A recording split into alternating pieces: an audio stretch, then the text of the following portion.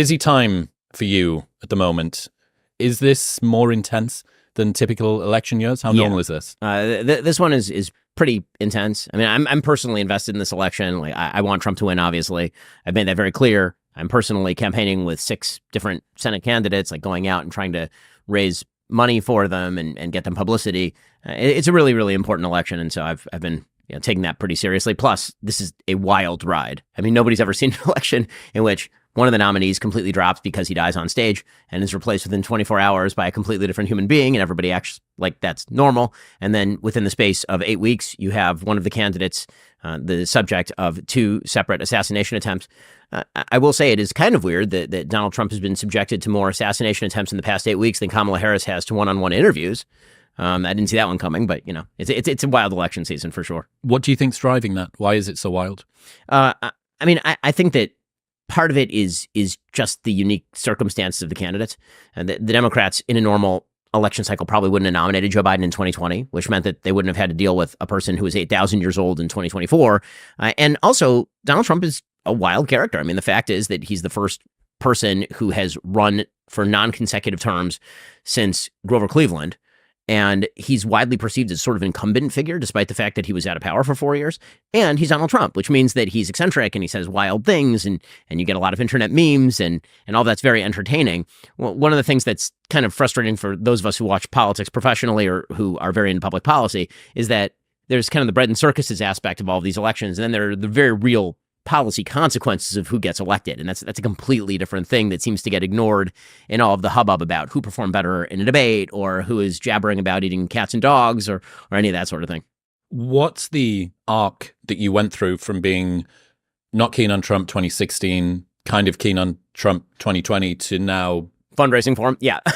Yeah. Can you explain that to me? Sure. So 2016, I looked at both candidates and I said, both of these people are not fit to be president of the United States. I'm not going to vote for Hillary Clinton, obviously. I think she's wrong on everything politically. I think that she's corrupt. I'm not voting for her. And Donald Trump, I had no idea what his policies were going to be. He seemed to take every single side of every single issue in 2016. Was he pro-free trade or anti-free trade? Was he more hawkish on foreign policy or isolationist on foreign policy? Where was he on social policy? Was he sort of socially liberal or was he pro-life? Like, where was he on anything? And nobody kind of knew. And so, and you combine that with, his various sort of eccentricities and some of the things that he said, which I really radically disapproved of. And I was just like, I'm sitting this election out. I don't like either of these people. Now, I also had the luxury of living in California, where my vote literally counts for nothing. If I'd been living in Ohio or a swing state, I assume I would have voted for Trump. 2020, I got to see what I was right about with regard to Trump and what I was wrong about with regard to Trump. I had assumed that he was going to govern a lot more liberal than he did. He governed in ways that I thought were much better for my point of view than I thought they were going to be. Obviously, he appointed Supreme Court justices that I liked. I thought that his Middle Eastern policy was excellent. I thought that his peace through strength general policy was really good. I liked his tax cuts. There are a lot of things he did that I liked. There were some things I didn't like, his spending policies, for example. But by 2020, I hadn't changed my mind about Donald Trump in terms of his character, but in terms of his policy, I changed my mind because, I saw that he had done a lot of things that there was no guarantee he would. Now I'd seen his record. And so we can vote for him in 2020. In 2024, I didn't support Trump in the primaries. If I'd been voting in the primaries, it didn't actually reach Florida because Trump cleaned up. But I would say that I'd been much more likely to vote for Ron DeSantis in the primaries than Donald Trump. It became very quickly apparent that Trump was going to be the nominee. And then it was a question of Trump versus Joe Biden. And I think Joe Biden has been a horrifically bad president. And so it became clear to me that it wasn't just enough for me to actually vote for Trump or support Trump verbally, that I actually wanted to get involved in the campaign, because I think that the consequences of Trump losing to either Joe Biden or Kamala Harris now would have been quite disastrous. So what I would say is that my feelings about Trump on sort of a personal level haven't changed radically on him as a character. They've changed somewhat on him in terms of the policies that he implemented. My opinions about sort of the sanity of the left have changed fairly radically since 2016. I think that the left has that sort of meme that Elon likes to tweet out, where it shows how he was sort of in the center and then the entire center just moved to the left, and so he ended up on the right. I think that that's fairly realistic about how far the left has moved. Why haven't you had Trump on your show? He's talking to Aiden Ross. He's talking to Theo Von. If you're one of the poster boys for the right and you're also doing the campaigning thing, how come that conversation hasn't happened? I'd be happy to have him on. I mean, honestly, I think that it would be a bit of a biased conversation, considering that I'm supporting him and contributing to his campaign. And one of my jobs as a commentator is also to ask tough questions of a particular candidate. Am I the best candidate to do that? I don't know if I'm the best candidate to do that. What's the tough questions that you would ask him if you could? I would ask him probably about why he chooses to use his social media influence the way that he does. Why isn't he more dedicated to a solidly focused campaign? Stately. And not even stately, but just focused. I mean, it's just unfocused. It feels like he's running after every squirrel in a 300-mile radius during this campaign. And that's a problem for me. As somebody who wants to see him win, I'd be asking him about that. I'd probably drill down on his Ukraine policy. He and I are a bit at odds over his Ukraine policy, at least stated Ukraine policy. It's sort of unclear where he is on Ukraine. I'm very much of the opinion, the sort of Henry Kissinger, August 2022 opinion, that the United States should be supporting Ukraine sufficient to prevent further Russian incursions and sufficient to get Russia to the table. And then the United States should essentially be brokering some sort of deal in the back room directly with Russia, and then probably having to cram that down on Ukraine, specifically because Vladimir Zelensky's interests are not aligned with the interests of the United States in terms of what he's seeking. And you get that. I mean, Zelensky doesn't want to give up the Donbass. He doesn't want to give up Crimea. You get that. And domestically, he'd have a hard time doing that, given that hundreds of thousands of his own citizens have been killed. At the same time, is that a war that can last interminably without some sort of, stasis in terms of the battle lines? Probably not. And so, but I'm not sure what Trump thinks about any of those sorts of things. I'd probably be asking about some of his staffing. I think some of the people that he surrounds himself with don't do him credit. And those sorts of things are things that presumably I would ask him about. One of the risks of interviewing President Trump always is that it's how he is going to perceive you as an interviewer. And some Megyn Kelly has talked about that if you are harsh on him as an interviewer, he seems to perceive that adversarially. And if you are not harsh, and if you're not harsh enough to ask tough questions, then you're really not kind of doing your job.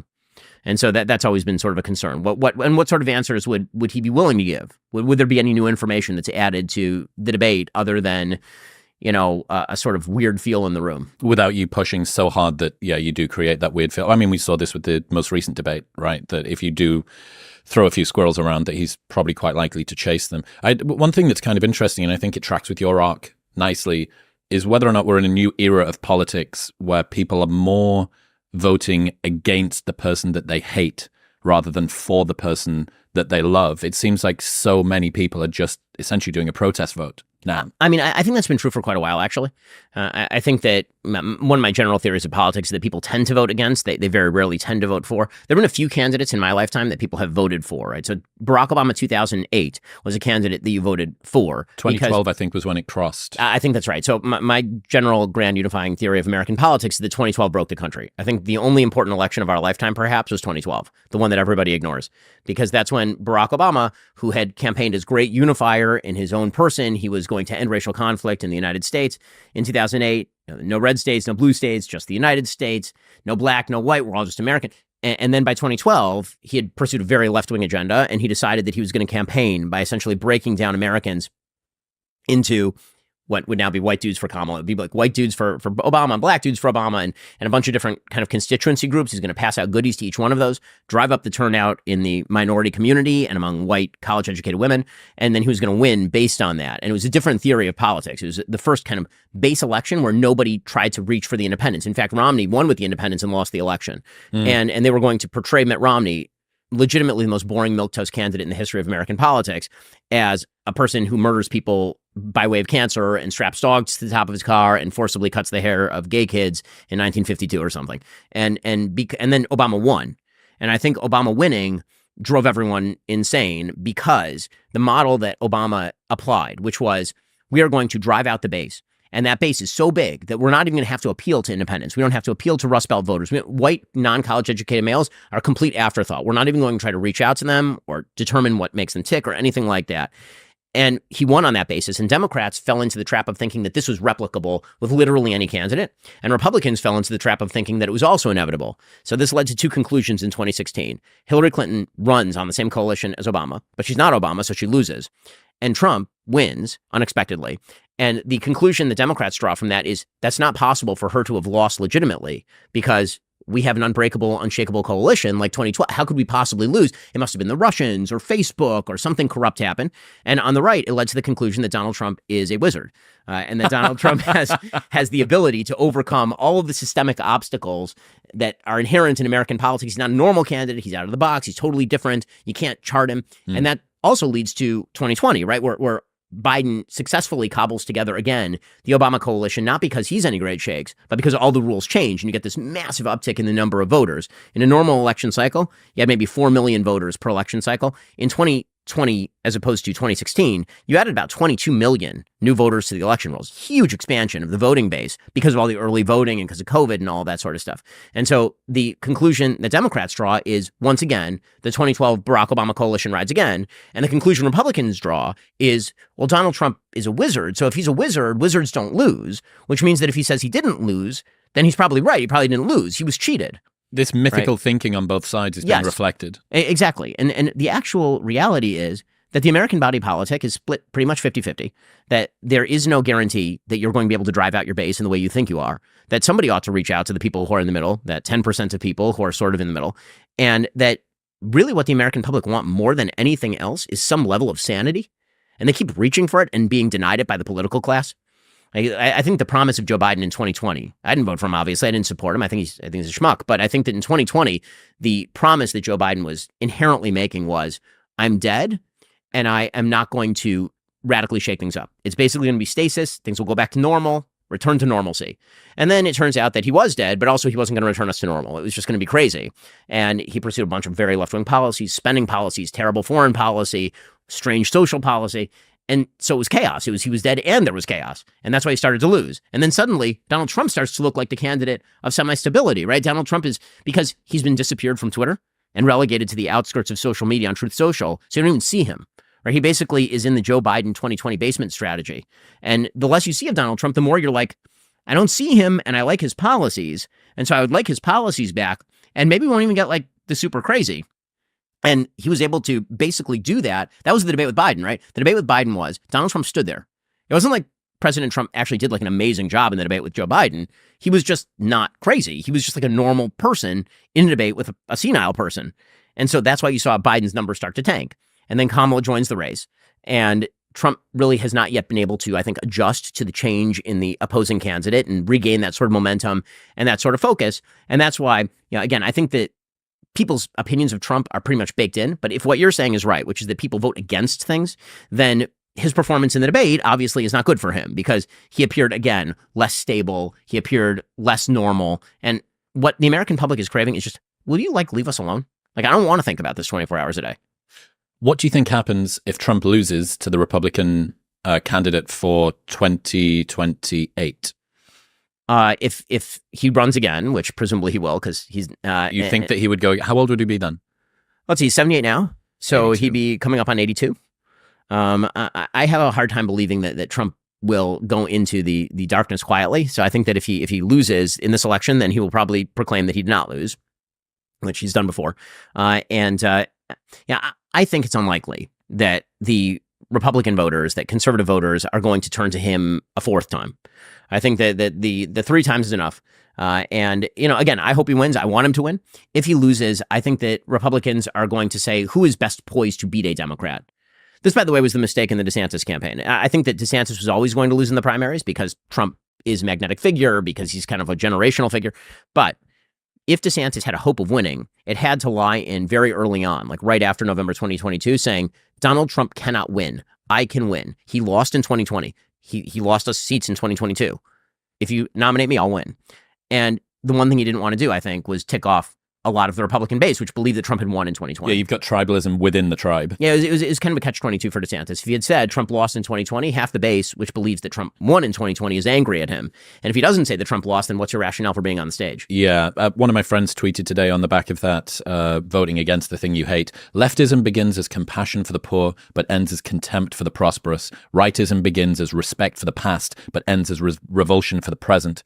Each side grows to loathe the other's values more than it prizes its own. Politics devours love and defecates hate. And it is funny that it seems to be such a warping force, politics, that people want things to go badly for everyone when their opponents are in power. It's this sort of weird sort of zero-sum type scenario that is self-defeating in a lot of ways. Well, and I think that's only true because the social fabric of the United States has failed. Meaning you don't feel that way about your own local community. And you don't feel that way about your family. Right? In your own family, even if you're having fights with somebody or disagree with somebody in your family, you don't wish the worst for them. You don't wish that people in your family will suffer so that they learn the lesson. Like, you want things to be good, generally speaking, for the family or for your local community. It's when you don't have social solidarity with somebody that you're like, these people need to fail so I can succeed.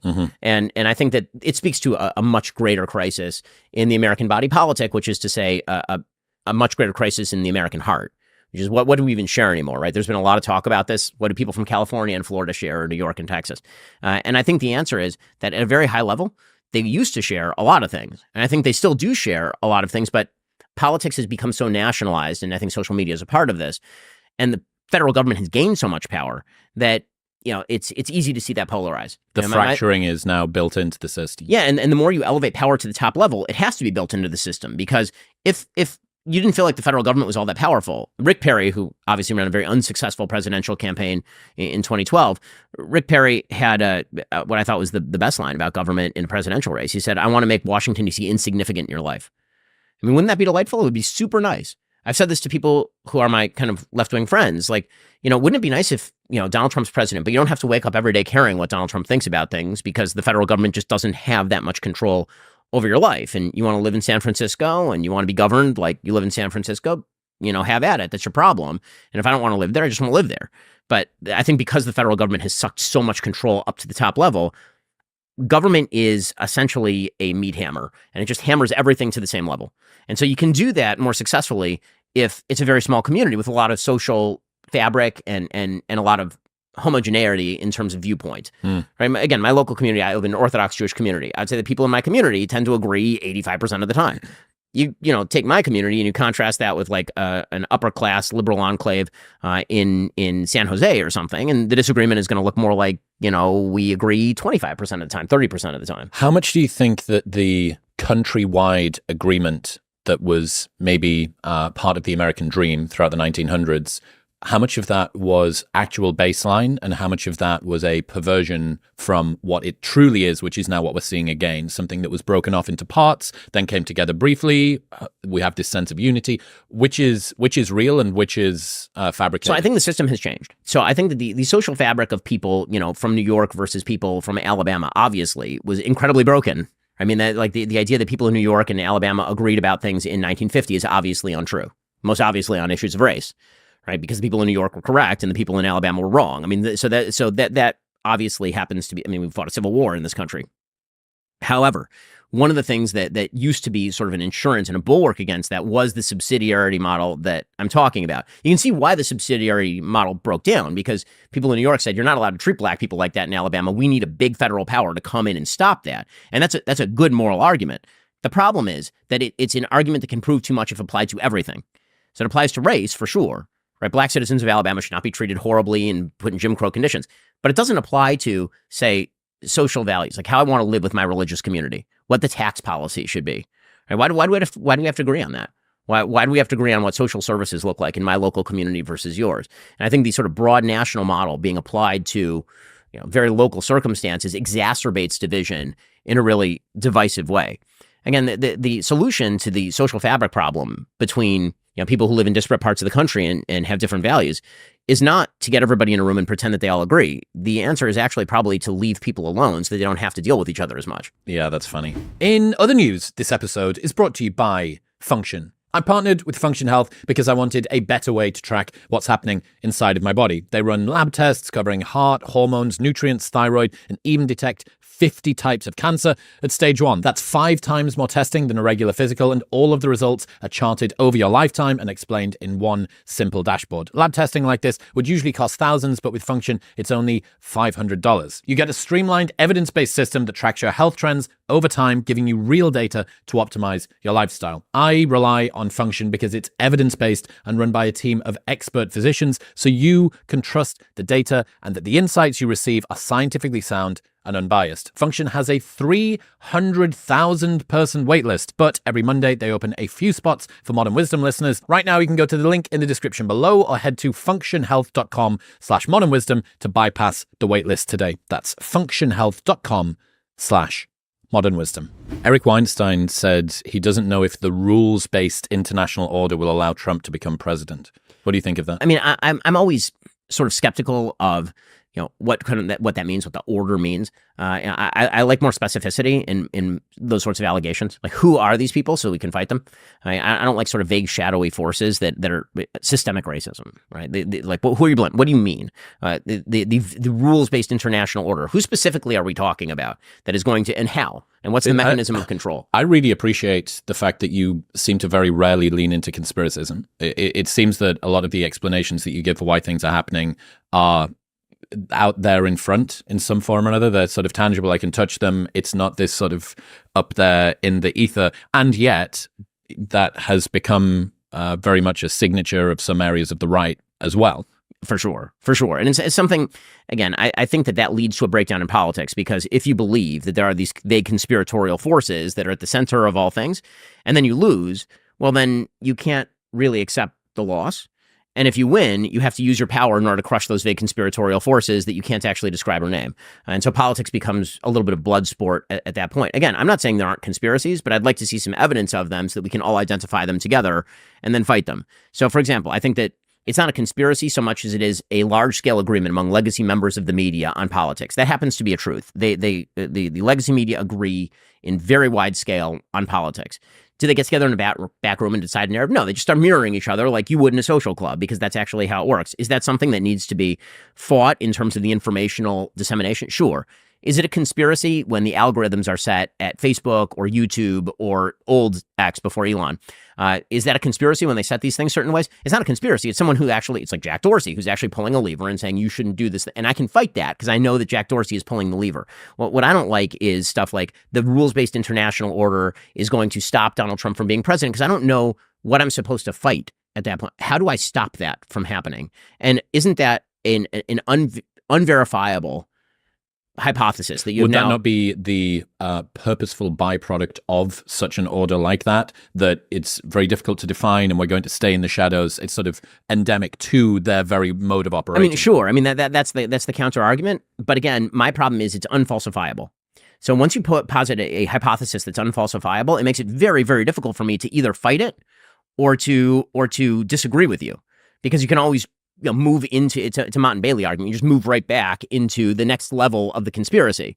So instead of me saying, so for example, at the 2020 election, I've said, I think that there were people who informally rigged the election in the sense that the media totally agreed that Donald Trump should not be president. They decided to promote certain narratives, to deny certain other narratives, to, for example, push with members of the government to hide the Hunter Biden laptop story. Like, there are obviously factors, change the voting rules, but those are all very specific things I'm naming right now, right? The media, social media downplayed a story. Okay, we know what that is, and we can have congressional hearings about it. That there were changes to the rules in places like Pennsylvania.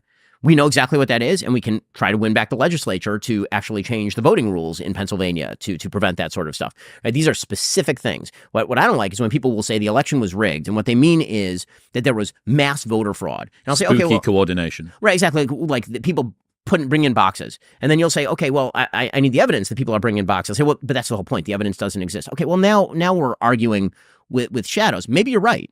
I mean, you could be right. I have no evidence that you're right, but I also have no evidence that you're wrong. So, I mean, how am I supposed to even adjudicate what to do next? So do you sort of purposefully avoid the deep state coordination conspiracy thing and just, that's an area that I'm not going to bother debating? That's maybe some other people can try and work that stuff out. I mean, usually what I do is I wait for the evidence to emerge. So sometimes it feels like I'm late on the ball because of that, right? We live in such a fast-paced media environment that there's a weird math that applies in political media. And the math is that if I jump first 100 times and I'm wrong 98 of those times, but 2 of those times I'm right, I'm now a credible source. If I'm the second person on the ball because I'm waiting to see the evidence emerge for this thing and I'm right like 98 times, but I'm wrong 2 times, then I'm no longer trustworthy.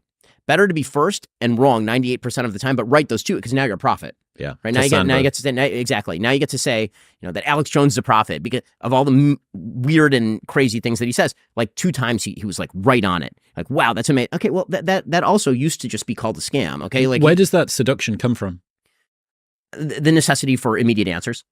Social media has made it so that you want like answers right. And people always wanted answers, but now you feel like you have the mechanism of getting an answer right away, and you get frustrated if people don't give you an answer right away. Yeah, you prefer an immediate wrong answer than a delayed correct one. Especially if it backs your priors, right? If the immediate answer that comes back at you is what you wanted to hear, which is that your candidate of choice, whether right or left, this applies on both sides, that your candidate of choice definitely didn't lose. They actually won and they were jobbed out of it. And you're outraged. You didn't want your candidate to lose. You're really pissed that your candidate lost.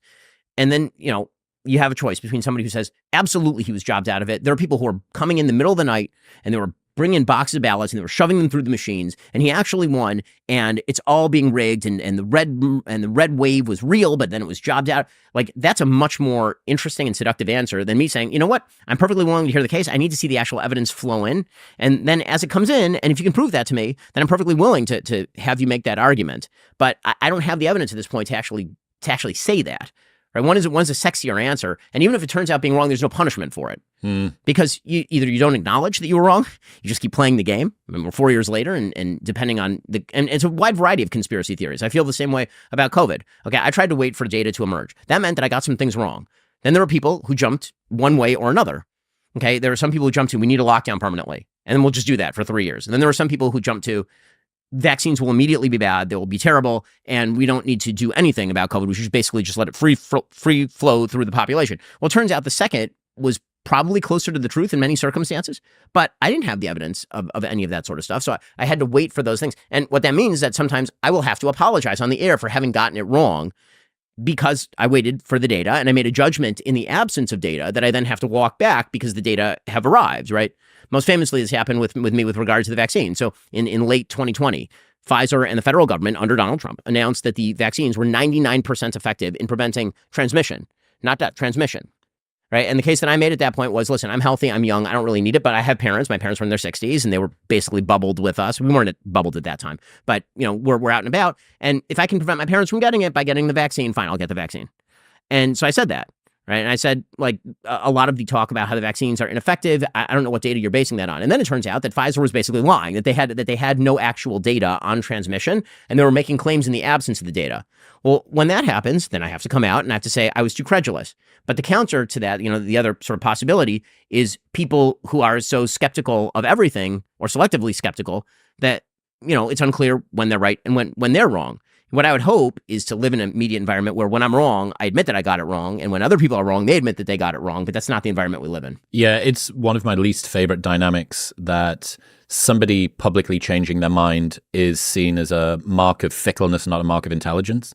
Like, I don't know, it seems to me that a stupid person's idea of being smart is being unwavering, but that, in my experience, doesn't seem to be the case. It's one thing to be unwavering on your principles. It's another thing to be unwavering on the data. Right? Sometimes the data just change, right? Like there's new data, or it turns out the old data were never based on anything. And at that point, if the data change, then my opinion on the policy changes. If it turns out that the policy that I've been promoting turns out to be a giant failure, I mean, by the way, no good business would operate on this, right? If my business were pouring money down a rat hole and just kept pouring money down the rat hole no matter what, because, got to make sure that we're consistent on this, then we'd lose. And that's not in no other area of your life do you act like this. But when it comes to politics, then you're supposed to be unwaveringly in favor of the original position that you took, regardless of the data that emerges about that position. You wouldn't do it with family, you wouldn't do it with friends, you wouldn't do it with your business. It's like a show of fealty or whatever, sort of loyalty to your own side, and you're seen as an unreliable ally if you're somebody that does change their mind in retrospect, which I really don't like. But talking about the seduction of coordination as an explanation for stuff, 2 attempts on Trump's life within the space of 8 weeks, some people will lay that at the feet of the deep state doesn't want him to become president because they can't allow him because he's going to drain the swamp and blah, blah, blah. There are a myriad of others. How should we even come to sort of think about this election and Trump's place in it? Like, what does it mean that the media's forgotten the first assassination so much that we needed a second one to remind them? Right. So I think that a few things are very clear. One is you're asking about sort of the content of the assassination, and one is the media response to the assassination. When it comes to the media response, they're perfectly consistent. They tried to memory hole the first assassination as fast as they possibly could, and they will try to memory this assassination as fast as they possibly can, because to acknowledge the reality, which is that the radical increase in political temperature is not a one-sided thing on the part of Donald Trump, that the left has radically increased the temperature in terms of political rhetoric, and that when you keep turning up the heat on a pot of water, it boils over sometimes, and that maybe you want to turn that down a little bit. That would be to acknowledge that there are two sides to the political debate. And that's the thing that they can't really acknowledge, I think.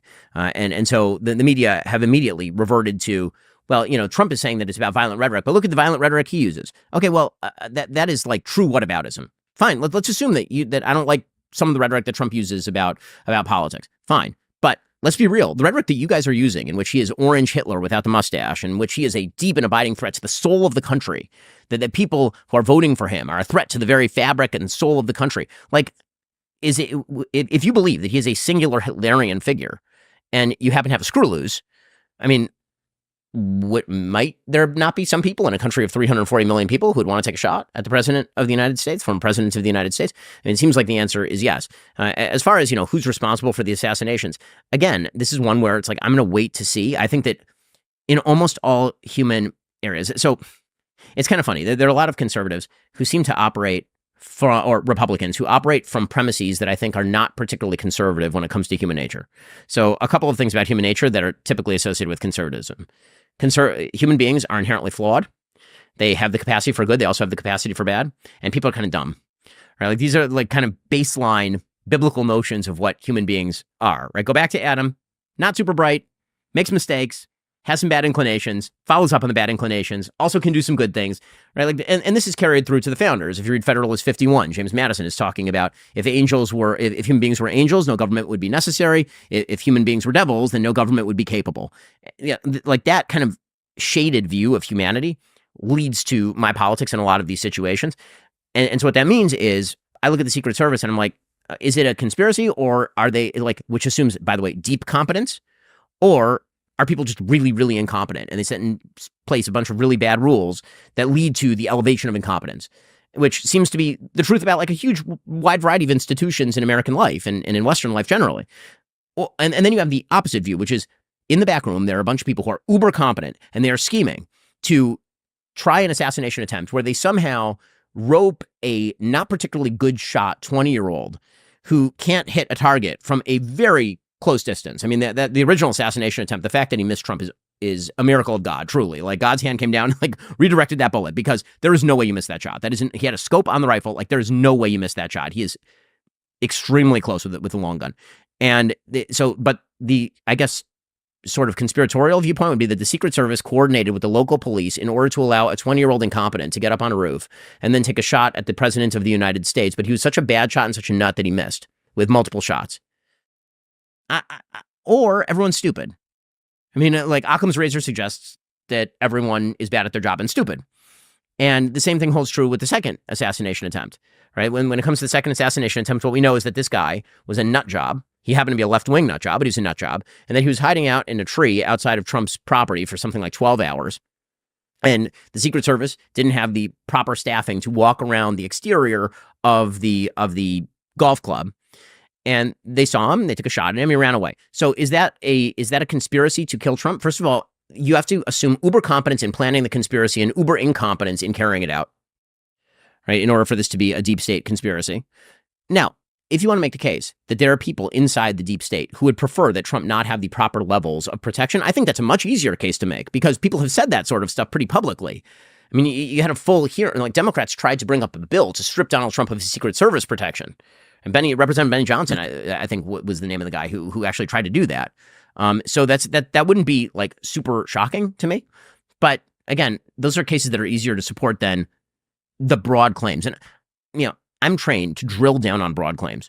When people say a sentence like the deep state wants Trump dead, okay, there's so many elements of that I need broken down definitionally. What is the deep state? Who in the deep state? Which agencies? What's the mechanism? How did they make the selection for this particular plan? And again, I'm not asking for each one of those things to be checked in order for me to grow increasingly suspicious about the thing, but the plausibility of the claim is directly related to the plausibility of each individual element in the claim, right? Like, for example, people on the left were considering it a conspiracy theory that the Wuhan virus was developed by the Wuhan Institute of Virology, right? And that was like, that's not a conspiracy theory. Every single element of that is incredibly plausible. You have, as Jon Stewart suggested, you have an institute that does virology, the only one in all of this area, and literally takes viruses and then mutates them so that they are applicable to humans. And then magically, that's exactly where the virus starts. Like, okay, that's pretty plausible. And that's a pretty specific claim about a very specific thing happening at a specific time and place. But anytime people kind of lay out these broad charges, I just want to know what they mean so I can either say whether I think it's true or whether it's not. And I try to be super consistent about the application of the principle. So I'll say the same thing that I'm saying right now about the conspiracy theories with regard to Trump's, the assassination attempts on Trump, that I'll say about systemic racism. People will say systemic racism is to blame for the for the disparities between various groups in the United States. I'll say, I need you to define systemic racism. What specifically are you talking about that led to, and which disparities are we talking about right now? Are those best explained? What percentage is explained by a history of discrimination in the United States? Well, let's get specific, because it turns out that, again, when it comes to your own personal life, no one handles politics like they handle their personal life, and they would be much better off if they did. If your wife came to you and she said, we have a problem, the first thing you would say is, what's the problem? And then if she said, no, the problem's really big. It's really, really big, and it's really systemic. You'd be like, okay, can we like delve into what No, because that would be to grant credibility to the people who are forming the problem. Like, I need to know what the problem is so I can solve it. If you're in the business of politics solving, I think maybe this is the key. If you're in the business of politics being about solving problems, you want details, and you want to be able to address those details in a way that lends itself to solving the problem. If politics is just about beating up the other guy, yes, then you really don't want to solve the problem. Yeah, one is providing solutions, and the other is identifying problems. There is a problem over here. 100%. And so this is what will happen with other people in sort of the conservative side of the aisle.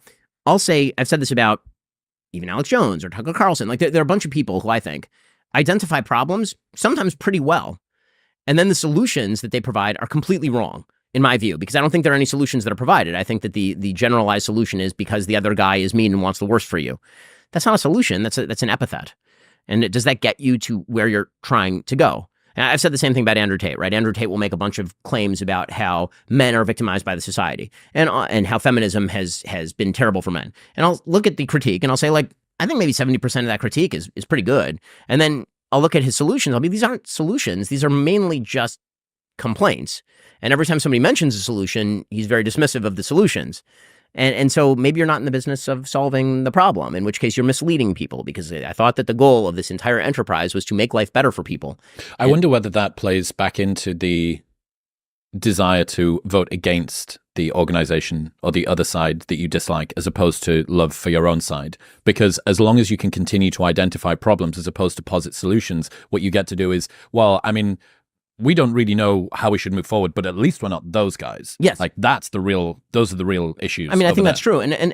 Listen, I think a lot of politics is about just saying no to the person saying the wrong thing, right? I mean, like, this is William F. Buckley's famous line that conservatism is about standing athwart the rails of history shouting stop.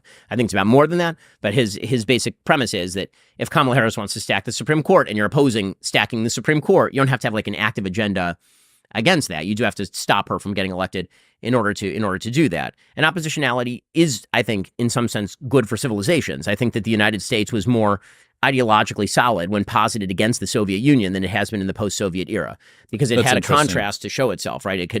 People in New York and people in Alabama are like, we don't disagree. We don't agree about a lot of things. One thing we totally agree on is those fucking commies, man. We are not going to be like that.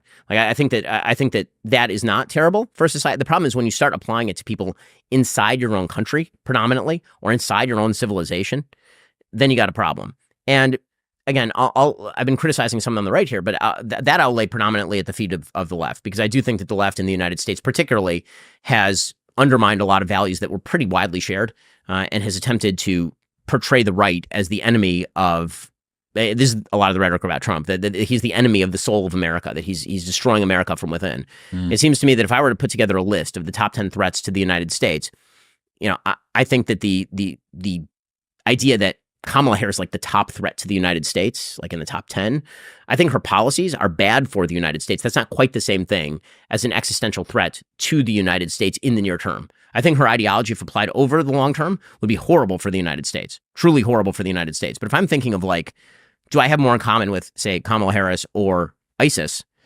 right? Or even Vladimir Putin or Xi Jinping? Like, I don't share a lot with Kamala Harris, but I feel like I have more in common with my Democrats on their side of the aisle than I do with some of those folks. Yeah, this is where I think people lay at the feet of foreign actors the Western anti-Westernism.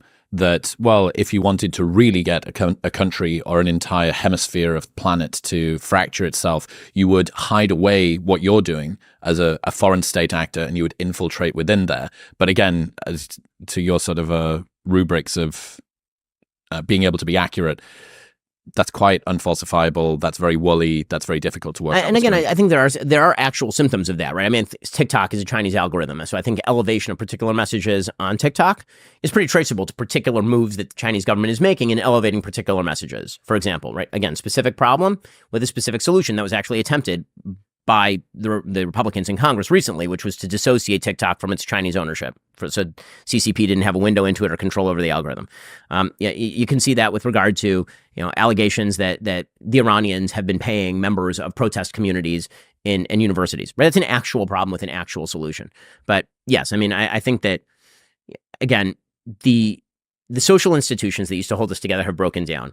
And in the absence of both the social institutions that held us together and an opposition that holds you together from the outside, and think of it as sort of what global opposition does. It holds you as a civilization together.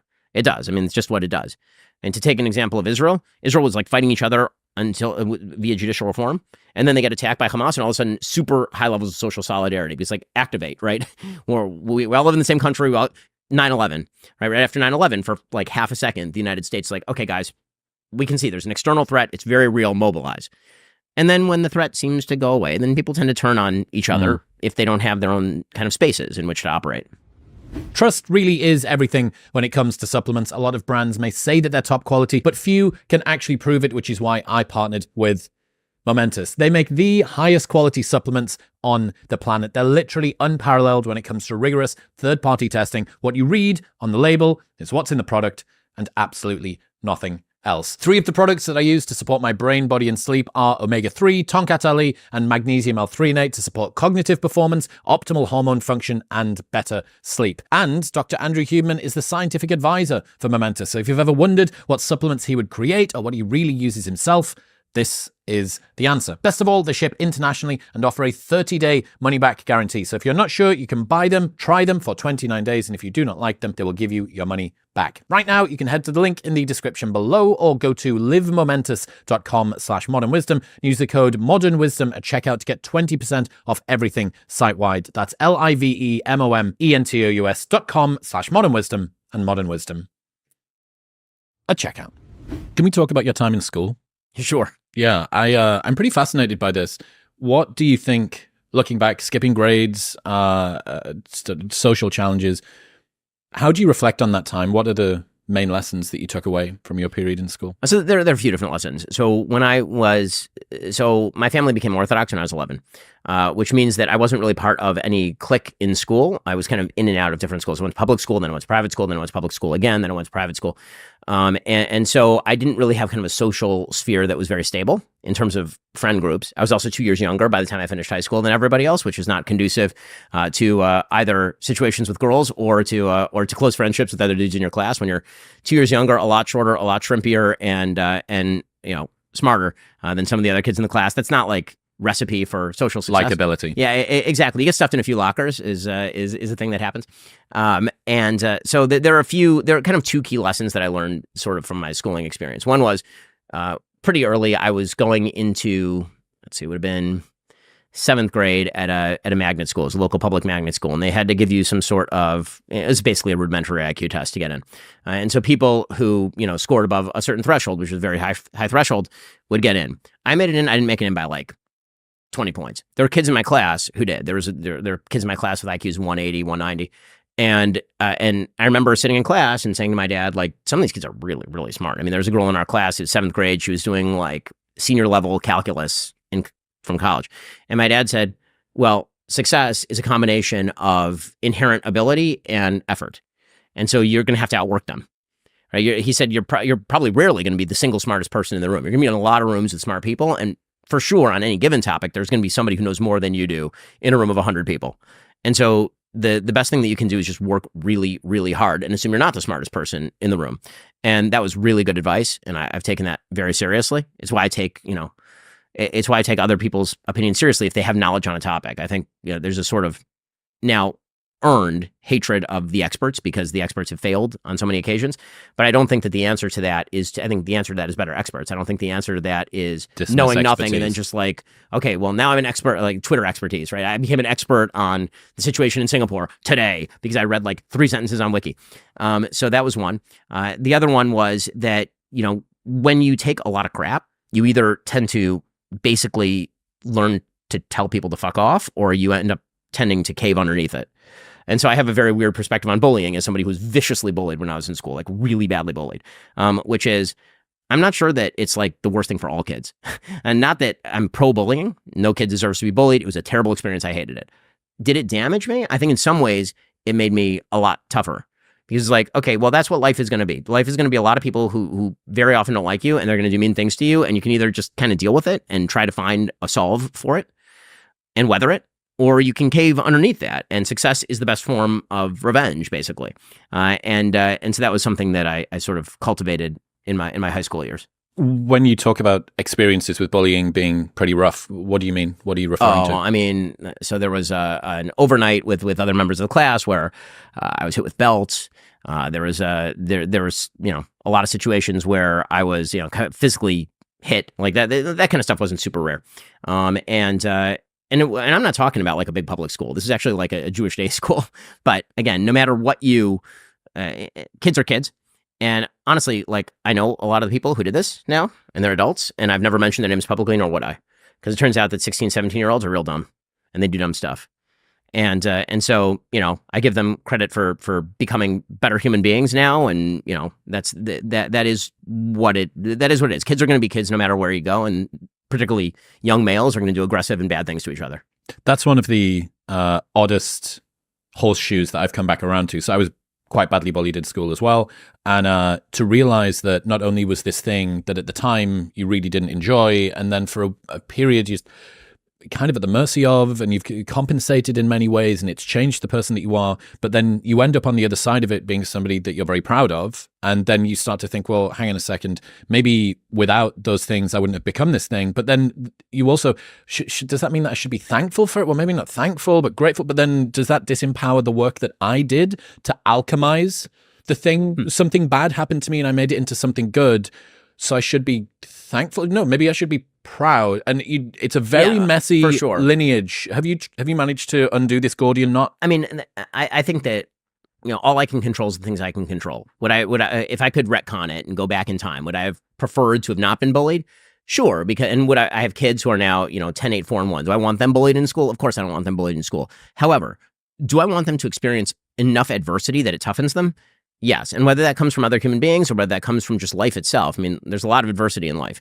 If you're not prepped for that, you are going to collapse under the weight of it.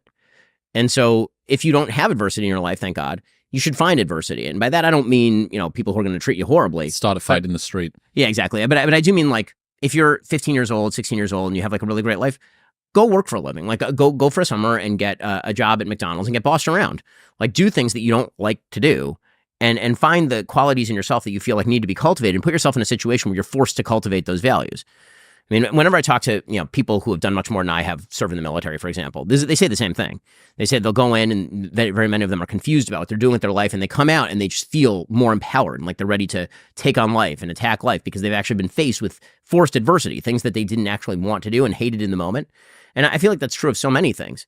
I mean, it's true in relationships. I think it's true in exercise. I think it's true in everything. Like, if you're not pushing yourself and working to better yourself, you wish that you could grow without the pain, but I don't necessarily think that that's the case. I think that you require that in order to grow as a human being. Do you, or did you, have a chip on your shoulder about those experiences? Of course. Yeah, absolutely. Yeah, 100%. And how long did it take for that? There's a part of me that thinks about the alchemy of taking something bad which happened to you and turning it into something which you then benefit from solely as beautiful. But then there's also a bit where I don't want to be driven by that toxic fuel for the rest of my life. It is nothing kind of sadder than the person who's 55 years old who still hasn't been able to let go of what those bullies did to them in school. So can you talk about that sort of process of... Honestly, I think this is where the natural life transition from being a single man to being a married man actually makes a huge difference. So you carry a chip on your shoulder because you're just a dude in a rough world. And then you get married and you start a family, and it's like you need to be more than just a dude in a rough world. You're now a protector, you're a provider, people rely on you, and you're loved, right? You have a structure around you that provides you love for what you are. The thing that you never had in school, which was somebody else who was standing up for you, that was supporting you through thick and thin, no matter what, is now what your nuclear family is. Exactly. And I think that, listen, I'm lucky. I have a great set. My parents are awesome, and they're always incredibly supportive, and we live a mile from them. And, we've always lived a mile from them, our entire marriage. And that's great. And my wife's parents live a mile away. Like, we're surrounded by family, and that's something that we've built up and have deliberately done. And that's wonderful. But I do think that it's one of the reasons why sort of prolonged singlehood for both men and women is a problem, because you get stuck in a life stage. You don't have to, but a lot of people do, where you're a single man, you didn't have a great high school or college experience, and now you have a chip on your shoulder. And that chip just gets bigger. And it doesn't really change, because the mission is about you, right? At that point, your mission is you, right? You're looking at you and you're saying, okay, I was bullied. What can I do to avoid being bullied again? What can I do to become the dominant person in the room? And some of that's good, but that's designed so that then you can be dominant on behalf of something else. And that's when the mission changes, because when you're trying to dominate on behalf of yourself, then there's no end to that. There's always another hill to climb. But when it's, I need to dominate on behalf of my family, make sure my family is safe. Every day you do that, you're a success. There's no point you reach in sort of single life where it's like, now I am the dominant one. Because you're not, there's always another person who's going to be more dominant than you. But your own hierarchy is the hierarchy of you, your wife, your kids. When you're at the top of that hierarchy, there ain't no place to go from there. Right? You're not picking up a second wife or a second family, I hope. So, that's kind of, you've now reached the apex of your dominance hierarchy, to use kind of Jordan Peterson language. Yeah. Even if you have integrated or transcended and included in Wilberian language what happened sort of in school, are there any ways that you see where you compensate or present now, which are kind of the progeny of those experiences? I see in some ways a sort of a sternness and a sharp outer edge. It's very difficult. I'm sure that has something to do with it, for sure. I mean, like with my kids, I'm not like this at all, right? With my wife, I'm not like this. Like the thing that people are generally surprised by in personal interactions is that I'm a nice person, because the thing that you cultivate is the very, like, don't fuck with me. And so I'm sure that some of that comes from bad high school experiences or bad college experiences or whatever it is. I think the other thing that you cultivate is a very self-effacing sense of humor, right? Because one of the things you learn when you're bullied is to make jokes about yourself. Can't take yourself too seriously. Exactly. So what you end up doing is like, I mean, people know if they listen to the show, I make jokes about my physique all the time, right? Like I'll be reading an ad for vitamins or for protein drinks. Momentous. Exactly. And I'll be like, this chiseled physique, like a Greek god. Beneath this shirt lies in a 12-pack, that kind of stuff. And everybody, it's self-facing. And the truth is, I'm in pretty good shape, right? I mean, like I've been working out with a personal trainer since 2013. My athletic performance is pretty good. It's not you. I was going to wear a t-shirt and like have a competition here or anything, because no, man, that was not going to work out well. Can we turn the heating up a little, please? We'll make Ben take off that jacket. That'll be good. Yeah, I wasn't going to do that, but those kind of self-effacing jokes about that, or about my height, or about that sort of stuff that you cultivate as a protective mechanism when you're in high school, for sure. I'll make the joke before somebody else makes the joke about me. It ends up being sort of a degree of humbleness, but again, if it comes from a place of desperation, especially as you get a little bit older, it actually ends up being insincere in another way. Right. So I think it did change. I think that when I was like 22, when I was making those kind of jokes, it was probably coming from insecurity. Yep. Now I'm pretty secure, so now I just find it funny. What's your advice for people who don't feel like they fit in, as a person who perennially maybe didn't for a while? I think it's very often good not to fit in. Again, I think that it cultivates your sense of individuality and your sense that you got to push through. I mean, and this is true in weirdly, like nearly every aspect of my life. So when I'm a sports fan. I'm a particularly big baseball fan. I grew up a Chicago White Sox fan in Los Angeles because my dad was from Chicago, so I picked up all of his allegiances. And so I never went to a baseball game pretty much my entire childhood, maybe a couple of exceptions, where I was rooting for the home team. I was always rooting for the visiting team. I'm an Orthodox Jew in a society that is largely not Jewish. If you're always the visiting team, then it does force you to sort of define yourself. And I think that's not a bad thing. I think that's sort of a good thing. I think when you feel part of, it's good to feel part of a thing, but it's also good to sometimes stand aside from the thing and see the compare and contrast. Did you ever struggle, or have you ever struggled to feel like you're a part of a thing? You have this organization below you now with some ungodly number of staff that work for you. You have peers and colleagues that are sort of at your level as well. But at least in my experience, in my less gracious moments, there is a tendency to always see myself on the outside, observing things happen over there. That social stuff is this thing, and I'm aware that family life may be a little bit different, but when it comes to this sort of more of the social world side, Do you ever sort of see that creep up inside of you a little watching? Yes, I think particularly in the business sphere. I think that when it comes to my social sphere, the truth is, so I've had this long time categorization, which is that I think people tend to be either friends people or family people. Most of the people I know, whenever there's a hard division where you say it's like these people, it's never true for 100% of people. But there are people who they love their friends. They want to hang out with their friends. They're very social. They like being out. This is their thing. And then there are people who are like, if I were on a desert island with my family, I'd be totally fine. Right? Don't need to see lots of other people. That's fine with me. I'm definitely a family person. So I spent my entire life not really having tons of close friends. Now I have some close friends, but they're kind of very small in number. Obviously, I'm best friends with Jeremy Boring. He's the co-CEO of Daily Wire and my co-founder over there. And I have a couple of other friends, one in Israel, one who lives a couple who live over here in Florida. But it's a very small circle, and even my best friends are not even remotely on the same level as my family. There's some people who treat friends like family, and for me, it's like there's my family, and then there's kind of everybody else. That's an interesting solution for people who maybe didn't fit in as kids to find a different pathway to take their sense of social belonging from, which is to basically not accept defeat, but go, okay, that's a thing, and maybe there's going to be some challenges in this one arena, but this second arena is something that's completely separate, and maybe that was or wasn't the way when I was growing up. So for me, I'm an only child, which means that family life is pretty low down on the totem pole of priorities, but when I start a family, I'm going to be fascinated to see how much that's going to change. It's going to be something presumably very, very important. Plan is to have more than one child. So that means that's a good plan. Kids need siblings. Present example shown. But yeah, to just think, to watch the dynamics of siblings in front of you, to see, family life be the single most important thing that's in your entire life. I think it's a different perspective that I hadn't thought of. It's also the hardest thing, and it's the most important thing, and it's by far the hardest thing I do. My business is nothing compared to, dealing with 4 kids. My kids fight each other all the time, and they're wonderful and they're lovely, and also they're kids. Anybody who tells you the kids are inherently good has never met a child. Kids are inherently innocent. They're not inherently good. And so, they'll treat each other badly, and you have to figure out exactly how to navigate that. But then they'll treat each other well, and it's the best thing that's happening in your life. And the way that I've described it to people is that when you're single, your sort of variance between happiness and unhappiness on a scale of 0 to 10. When you're very unhappy, it's like you're kind of depressed and it's kind of bad.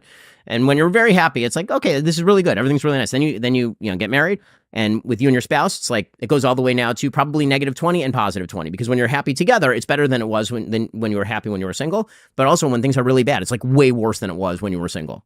If you're at odds with your spouse over something, it's significant, or if something, God forbid, terrible is happening with your spouse, way, way worse than anything you were experiencing as a single person. And then you have kids and all limits are removed.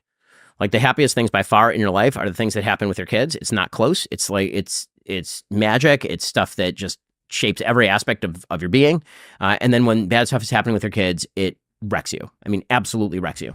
In other news, this episode is brought to you by Maui Nui Venison. If you're like me, you're always looking for an easy way to get more protein in without compromising on taste, which is why I'm such a massive fan of Maui Nui. Not only does their meat taste amazing, it's actively combating the environmental destruction caused by Maui's axis deer overpopulation. It's got the highest protein per calorie ratio on the market, up to 53% more than grass-fed beef, and it's the only stress-free, 100% wild-harvested red meat available. Plus, they've donated over 60,000 pounds of nutrient-dense protein to families affected by Maui's recent fires. Their venison sticks are my absolute go-to, and I love these things because it means no matter where I am, I can always have protein with me. I know it's responsibly sourced and tastes phenomenal. So, get the healthiest red meat on the planet delivered directly to your door, plus get 20% off your first order by going to the link in the description below or heading to mauinuivenison.com/modernwisdom and using the code modernwisdom at checkout. That's MAUINUI venison.com/modernwisdom and modernwisdom at checkout. How do you learn to cope with that emotionally? Pivoting from maybe having a harder exterior to not investing to choosing to who you have to spend your time with, and then you have this scenario, there's no escape. There's no, I'm not going to be friends with you anymore for a daughter having open heart surgery. Right, exactly. And so I think that I'm able to bifurcate pretty easily kind of parts of my life. It's just something that I'm good at. I do it with my time. I can do it with humans, and I can do it with sort of my business life and my family life. And anything that was bleeding over, I tried to get rid of. So, for example, I don't have Twitter on my phone. That was bleeding over into my family life because I'd be checking my Twitter, and if I'm trending, which happens, once every couple of weeks, then it would ruin my day. And my wife, a few years ago, she said, like, it's ruining our day. We're having a nice Sunday with the kids, and you're miserable and you're upset, and it's ruining your day. So why don't you just take it off your phone? And if something urgent happens, you have a lot of people who work for you. They'll let you know. And if you have to deal with it, you have to deal with it, and that's fine. And I did. I don't have Twitter on my phone. And I use it as sort of a marketing mechanism. I'll put out a few tweets a day, but it's made my life radically better. And so the number one rule is like, put down the phone, put out the outside world. The outside world does not exist while you're with your family because your kids don't care. Your kids don't give a shit. Like if I'm having we a bad just want day dad here with us. yeah, exactly. And they are first priority and they know they're first priority. But if you're browsing your phone while you're dealing with your kids, they don't feel like your first priority. Like the iPhone has ruined a lot of lives and made things. Well, it's interesting that you and Sam Harris, I mean, you went for the just off the phone. Sam went for completely off platform. I think Jordan has a perennial battle between him and Twitter. I think it's been a warping dynamic for him many a time. But yeah, it's interesting that the thing that a lot of people do for fun, when you get to whatever close to the most followed within that platform, people are desperately trying to rip this sort of ejector seat button to get it away from them. Well, the worst thing on Twitter is by far the replies button, right? I mean, because if you want to talk about an ego machine, Twitter's an ego machine, right? Because everybody's talking about me. Everybody's interested all in the me. time. Like, look at that. It's a new second, and there are 10 more people who have mentioned my name. And that's like that feeds like the worst part of you as a human being. And so just taking yourself out of that and touch grass has been a big thing for me. Yeah, the Brett Cooper approach. What about from a mindfulness standpoint? Do you have, I'm sure that you'll have prayer and stuff like that. Have you got anything else that helps you to dissolve that ego and keep it in check? My wife, I mean, it's just having kids. It's kind of a natural part of life when you find yourself cleaning up vomit at 3 a.m. You're like, well, I do have 9 million Facebook followers. Here I am, and it's 3 a.m. and I'm cleaning up vomit. Well, that's life. It's something my wife and I joke about all the time. It's like, okay, like there's the social world, the social media world, the I'm famous and people want to take pictures with me world, and people hate my guts world, and then there's the like, okay, somebody's got to take out the garbage right now, and the more you fill up your life with you got to take out the. Also, I happen to be very fortunate. My wife does not give a shit about any of this. Like my wife is a wonderful person. We met well before I was very famous. I was 23, she was 20, so we've been married now 16 years.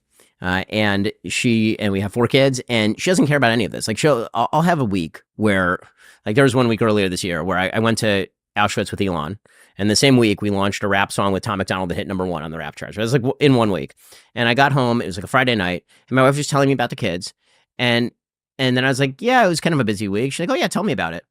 I'm like, well, I mean, like everyone else. I went to Auschwitz with Elon. Right. I'm currently the #1 rap artist in America. Right, and she's like, that's really cool. That's nice. The dishes do need doing. If you could hurry up and nothing is gonna make it real more than that, right? Like that's. How much do you think a lot of the compensatory mechanisms, the searching for meaning and stuff that a lot of people have at the moment, mindfulness, how am I going to fulfill my logos and carry my personal actualization forward, is just surrogate family life that hasn't yet happened? I think it's that. I think, not all of it, but I think a lot of it, because it turns out a lot of it is also like you have a lot of time on your hands. To be thinking about those sorts of things requires time, but also the amount of time that you have on your hands means you're sitting there and thinking about these things. I mean, when I was in law school, I thought about a lot of these things because I had a lot of time. I was by myself in Cambridge, Massachusetts, and it was winter outside. You couldn't do anything. And so you're sitting there for hours reading law books and then reading other books and philosophy and that sort of. Then you have kids and it's like, I don't have time for this. Are you kidding? Like, you know what my purpose is in life? My purpose right now is changing my son's diaper. That's my purpose in life right now. And it turns out that's actually not a bad purpose in life. It's the human equivalent of chop wood, carry water. Yeah, exactly. Change diapers. So this is the thing that I think that in our sort of rationalistic society, the thing that we, since the Enlightenment, we've thought about is we have to think through everything we do. Everything we do has to be thought through. There has to be a reason for it. What's the reason for it? And I think the thing that traditional religion has always said, and frankly that doesn't require religion, Aristotle said it too, is like, go do the thing and you will become the thing. Right? You want to be virtuous? Go do virtuous things. And you know what? You don't become virtuous by contemplating virtue. The way that you become virtuous is by going and doing things that are virtuous things. Like go and help other people, go take care of your kids, go do something for your community, go out and earn, go out and build a business. Right? These are virtuous things, and they make you feel good. Right? The first prescription for somebody who's suffering from some sort of depression should be like, get off your ass and go do something. Yeah. You need to. Trying to think your way out of overthinking is like trying to sniff your way out of a cocaine addiction. It's just, that's a really interesting point to consider. If you think about egotism as somebody who doesn't do a thing believing that they're worthy of it, but the opposite problem that I think a lot of people that listen to podcasts like this may have, which is someone who is an insecure overachiever. Outwardly, they're doing the things, they're working hard, outworking many other people, and yet still do not feel worthy of perhaps the praise or the accolades or the self-esteem that they should based on what they're doing.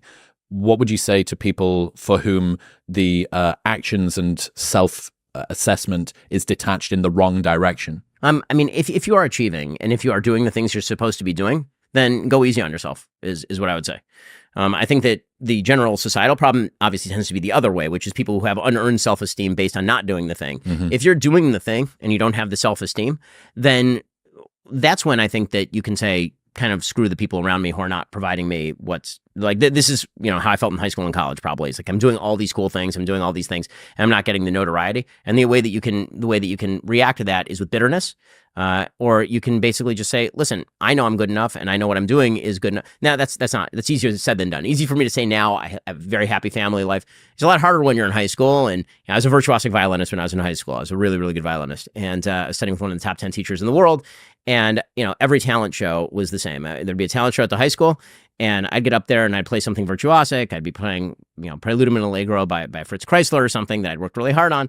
And then some schmuck would get up there and play 3 chords on a guitar and sing badly, and all the girls would be like, "Oh my God, I love Wonderwall," and I'd be like, "Oh God, you chose the wrong instrument." I mean, that was a strategic error by my parents. Yeah, exactly. Yeah, when you're 5, you don't get to parents. choose. Yeah. I'm not making that mistake with my son. He's learning to play guitar. That's I learned my lesson. Very good. Yeah, that's so funny. I think you touched on something I've been pretty fascinated by recently, which is the direction of sympathy that always goes toward type B people who have a type A problem, not type A people who have a type B problem. Mm-hmm. Hey, you need to chill out more. You're overworking. You're going to be burned out. You don't give yourself the credit that you need, because everybody knows that the worldly outcomes that person is going to get are always going to be better. The insecure overachiever, despite the fact that they may be totally miserable and never able to give themselves credit, is at least from a structural real world standpoint going to be in a better position than the type B person who's never able to get off the couch. It's super true. And I think that that's another thing that we can say here is that for me, for example, I had to learn that's a learned skill. Like, being easy on yourself is a learned skill. And that, take, for example, vacationing. I used to suck at vacationing, like be truly awful at it. We'd go on a vacation with the family. 3 hours in, I was like, I need to be doing work. I have just I'm one of these people who has like an inner compulsion where if I have 2 hours free and I haven't actually accomplished anything in those 2 hours, I get angry at myself. I'm like, what are you doing? Why aren't you like writing a book? Why aren't you doing a thing? And people will be like, why are you so efficient? It's like, because I have a drive to do, like, I'll write books. Like right now, I haven't had a book that I've published since 2021. I have like 4 in the can. Just for fun, I'll sit and I'll write a book. Like those are things that I'll do. And so I had to learn, and my wife helped me with this. Like, when it's on vacation, you have a duty to yourself to actually like let yourself just breathe. That's called recharging the batteries. You need to actually take the time. And so it used to take me like full on 2 to 3 days in a vacation to actually get into vacation mode and get out of work mode. And now it's fairly instantaneous. Now it's like, okay, I turn off the phone, I turn off the computer, and now I'm fairly ready to go. Yeah, I think about most people need to be taught to develop a good work ethic, and no sympathy is given to the people who need to develop a good rest ethic. And I just love that. I love that frame, and it's something I'm really going to work on, both for myself now, as yet unfamilied, but can't wait to do it, with all of the trappings of the stuff that kind of on this trajectory journey type thing. And it's very easy to become increasingly obsessed with an increasingly seductive amount of work.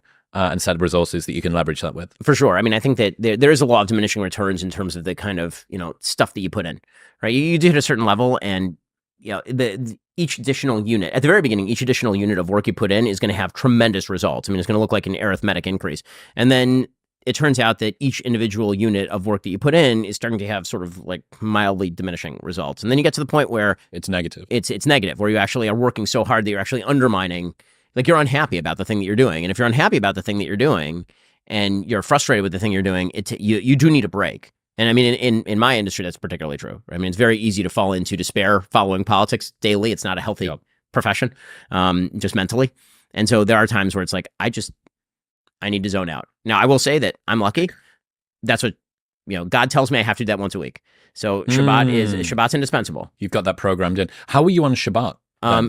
If you I'm chilled. I mean, if you were struggling to let go of the work thing, and you've got, I don't know Shabbat inside out. Yes, but I was listening to you talk about the fact that you couldn't use a highlighter, but you can use Post-it notes. Yes, you're not allowed to write, but you're allowed to put removable sticky notes, kind of. Right. Okay. I mean, that sounds like quite a Jewish solution to a very Jewish problem. It is. You've That's litigated exactly right. your way. That's exactly right. We were workarounds that accomplish kind of the same thing without violating the rules. Yes. Yeah. And I think the non-Jewish answer to that is why are you doing all of that? And the answer that I usually give to that question is because when you obliterate the rule, you end up actively undermining something bigger than the rule, right? I think one of the things that modern society has said is, why do we have these sort of formalistic workarounds? To take a more broad example, to take old age. Okay, so you have somebody who's older and they're suffering from some sort of debilitating disease and they're dying. And so what we'll say to them, we'll put them in hospice and then we'll say, okay, well, we will alleviate your pain. And by alleviate your pain, very often that means we're going to give you enough morphine that you're going to die,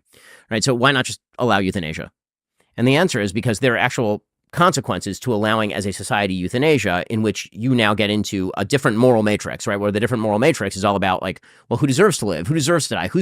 Why should suicide be wrong if euthanasia is okay, right? You get into a whole different moral matrix. Whereas if you say, well, it's the doctrine of double effect, a Catholic idea, that you're attempting to alleviate pain, but what you're achieving is the death of the person, then that sounds formalistic. So there's a lot of that in Judaism. It's okay, well, why not just obliterate the rule and let you write on Sabbath? Because if I can write on Sabbath, well, then that now allows me to materially change the world in particular ways. And that principle is now broader and allows other things. So that's the brief explanation of a rules-based How Judaism. You litigated your way around being able to use a highlighter on a Friday. Exactly. There's always an abstruse explanation. But yeah, Friday night, everything goes off. Going back to the wife discussion, you got engaged to your wife after knowing her for 3 months. 3 months? 3 months, yeah. What have you come to believe about how to pick the right partner and make that work long term? So I think that the picking the right partner is actually, it's funny to say this, not all that difficult. The reason I say that is because everyone is looking in the wrong place. There are two things that obviously you need to be physically attracted to your partner. We as a society have said that that's the number one by far, but I'm not going to pretend it's not important. Of course it's important. I think my wife is beautiful. I think she was a hot number. I always thought she was a hot number. But when it comes to the thing that made me marry her, as opposed to just being interested in dating her or something, that thing was the values. On our very first date, we got into discussion of how many kids you'd want to have. What do you want your family life to look like? What level of Jewish observance are you interested in? We had an hour discussion on free will versus determinism. This is on our first date at a coffee bean in Santa Monica. It's a 3.5 hour first date. And then I said to her, sounds like an inquisition. Yeah, I mean, she may have felt that way. But before she got out of the car, I said to her, I don't hold by this, stupid rule where I'm not going to call you for 3 days. And you're going to be on tenterhooks, and I'll be on tenterhooks. So how about this? If you're interested, when do you want to go out next? And so we made a date in the car, and then we saw each other, virtually every day after that. And after 2.5 months, I said, I love you. And she said, thank you.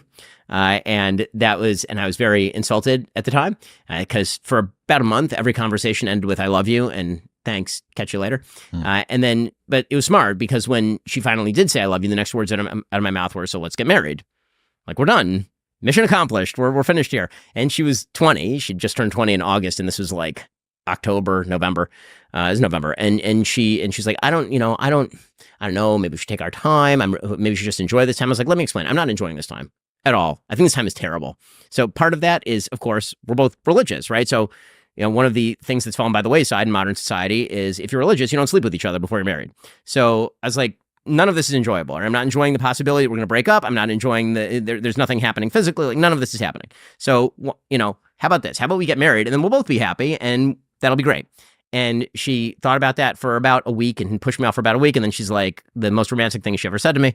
We were talking about this and she realized that the reason she wasn't saying yes is because she was afraid of what people would think, getting engaged that quickly. And so she turned to me and she goes, people are full of shit. And we were engaged. And so that was, so we got married in July of the next year. And in terms of staying married, I mean, you find out things about your spouse that you never knew, depths that you never knew. If it's values-based, you don't have to worry about that being a fundamental break in the relationship. Every surprise is a surprise on a wide variety of different levels. Most of the surprises are great. Some of them are not. What are the best questions that you think for perhaps someone who's non-Jewish to work out those values? What are the really important values? So, I think that I'm a big proponent of, Jewish or not Jewish, you should marry somebody who is like-minded values-wise. I do not think diversity of values in marriage is a good idea. Agreed. So if you are Christian, I think you should probably marry somebody Christian. If you're Muslim, I think you should marry somebody Muslim. Again, I think that makes the biggest value is, do you agree on how you want to raise your children? That's what marriage was built for. Marriage is built for raising kids. That's what it's for. I frankly don't care how people structure their personal lives in terms of their personal relations. I don't. I mean, I can think things are sinful or not. It makes no difference to me on a practical, socio-political level. The thing that actually matters to me in terms of building a society is, what does the family structure look like that is geared toward the proper creation and raising of children? When you say the way you want to raise your kids, what do you mean specifically? So what religious precepts do you want to teach them? What values do you think are most important? Some people think tolerance is the most important value. Some people think that rules-based living is the most important value. Some people believe that it should sort of be free-range parenting, and some people are like, no, this is the way that it's going to go, and these are the values I want to instill in my kids. So a lot of that boils down to kind of specific circumstances. So for me and my wife, it was like, do you want to send your kids to Jewish school versus do you want to send them to public school? How religious do we want to be? Do we want to keep a fairly religious version of Sabbath or not? It gets abstruse in Judaism to the point where it's like, okay, in religious circles, women tend to wear skirts instead of pants, for example, because the Bible says that women should not wear men's clothing, men should not wear women's clothing. So the more religious you get, the more that's interpreted as women should wear traditionally female clothing and men should wear pants, right? And so, when we have kids and our daughter is 16, what kind of school do we want her to be going to, and what do we want her to be wearing? I mean, you can get down to even that level, nitty gritty. Yeah. Just on the saying I love you thing, study that came out that I learned in the New York Post a couple of years ago. In heterosexual relationships, who usually says I love you first? Research finds that men are more likely than women to say it first. On average, men say it 69 days into the relationship. So I think you were pretty much slap bang in the middle of the normal distribution. Yeah, I think that's right. I think that's right. The difference is that now, it used to be that people would do that, and then we were the normal trajectory. The normal trajectory was like 3 months in, you figured out whether this is a thing or not, and then you're, have an engagement, and then you're married within a year. And now the normal thing is you might say that to each other, and then you might date for 6 years, and then maybe you fall out of love. Yep. And by which we mean you fall into companionate love as opposed to passionate love. Correct. And, and then you mistake the thing, and then you're like, oh my God, look at that hot chick over there. We can have passionate love again. Correct. And it's like trying to, working to maintain passionate love in a companionate love situation is without kids to bond it together. Yeah. Dude, I've talked about this so much, and especially when you fold hormonal birth control into this as well, it becomes really, really messy.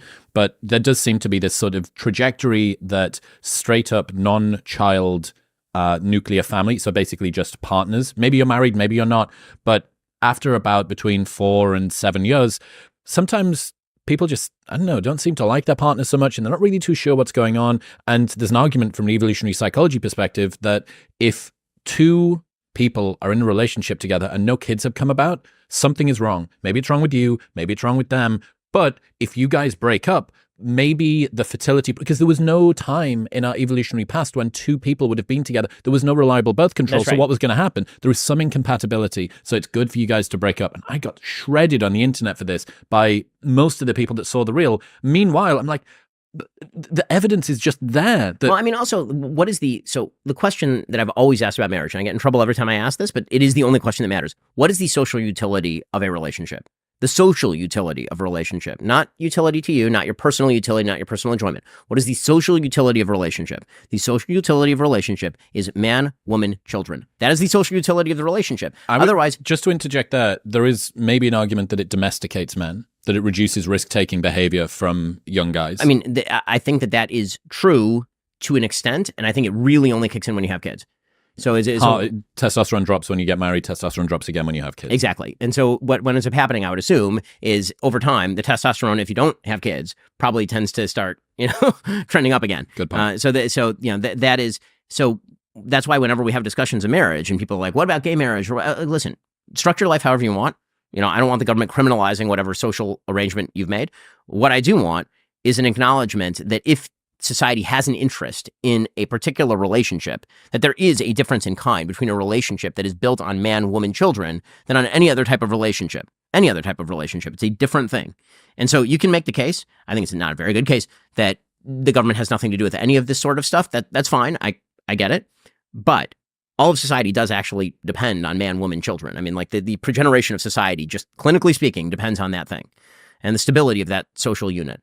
And that's why traditionally we called that thing marriage. And your commitment was not just to your spouse, your commitment was to the marriage, right? Your commitment was to the higher institution. Because what else could you commit to? I mean, when you say that I'm committing to my wife, right? You first get married, I'm committing to my wife. You don't know your wife.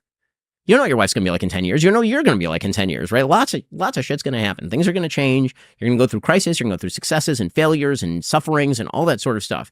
The thing you can commit to right now is the thing that won't change, which is the nature of the institution.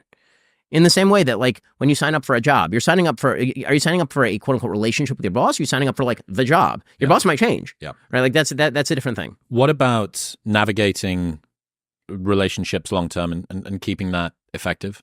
So I think that the key there is, so I've said a few of these things before, but one of them is try to have more expectations of yourself than you have of your spouse.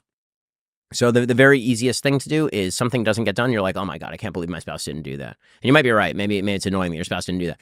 But, pick up after the thing anyway, right? It's not about having equal roles in the relationship or everything is equal.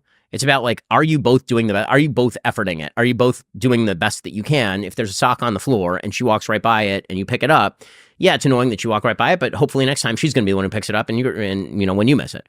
That's the number one. I mean, the number two is that you actually do have to take some time for yourself. So, I mean, my wife and I try to actually, this is the hardest thing because, again, we have 4 children, is to actually like take time and be like, okay, we're going to go out to dinner. It's actually important. We're going to try and spend time looking at each other, not at screens. Like you actually have to take time to focus on one another. Again, highly recommend Sabbath. Excellent time. Like Friday nights, our kids go to bed, and then we have like 3 hours to just talk and hang out, and that's great. Right? Where you're not watching whatever's on Apple TV. And I listen, I get it. We watch a lot of TV. I mean, like you're zonked after a day where my typical days, I wake up at like 6 a.m. with the kids, 6:15 with the kids. I'm with them until they go to school at 8 a.m. I work. I come and do the show. I work. I do meetings. I do writing. I pick them up from school at like 3:30.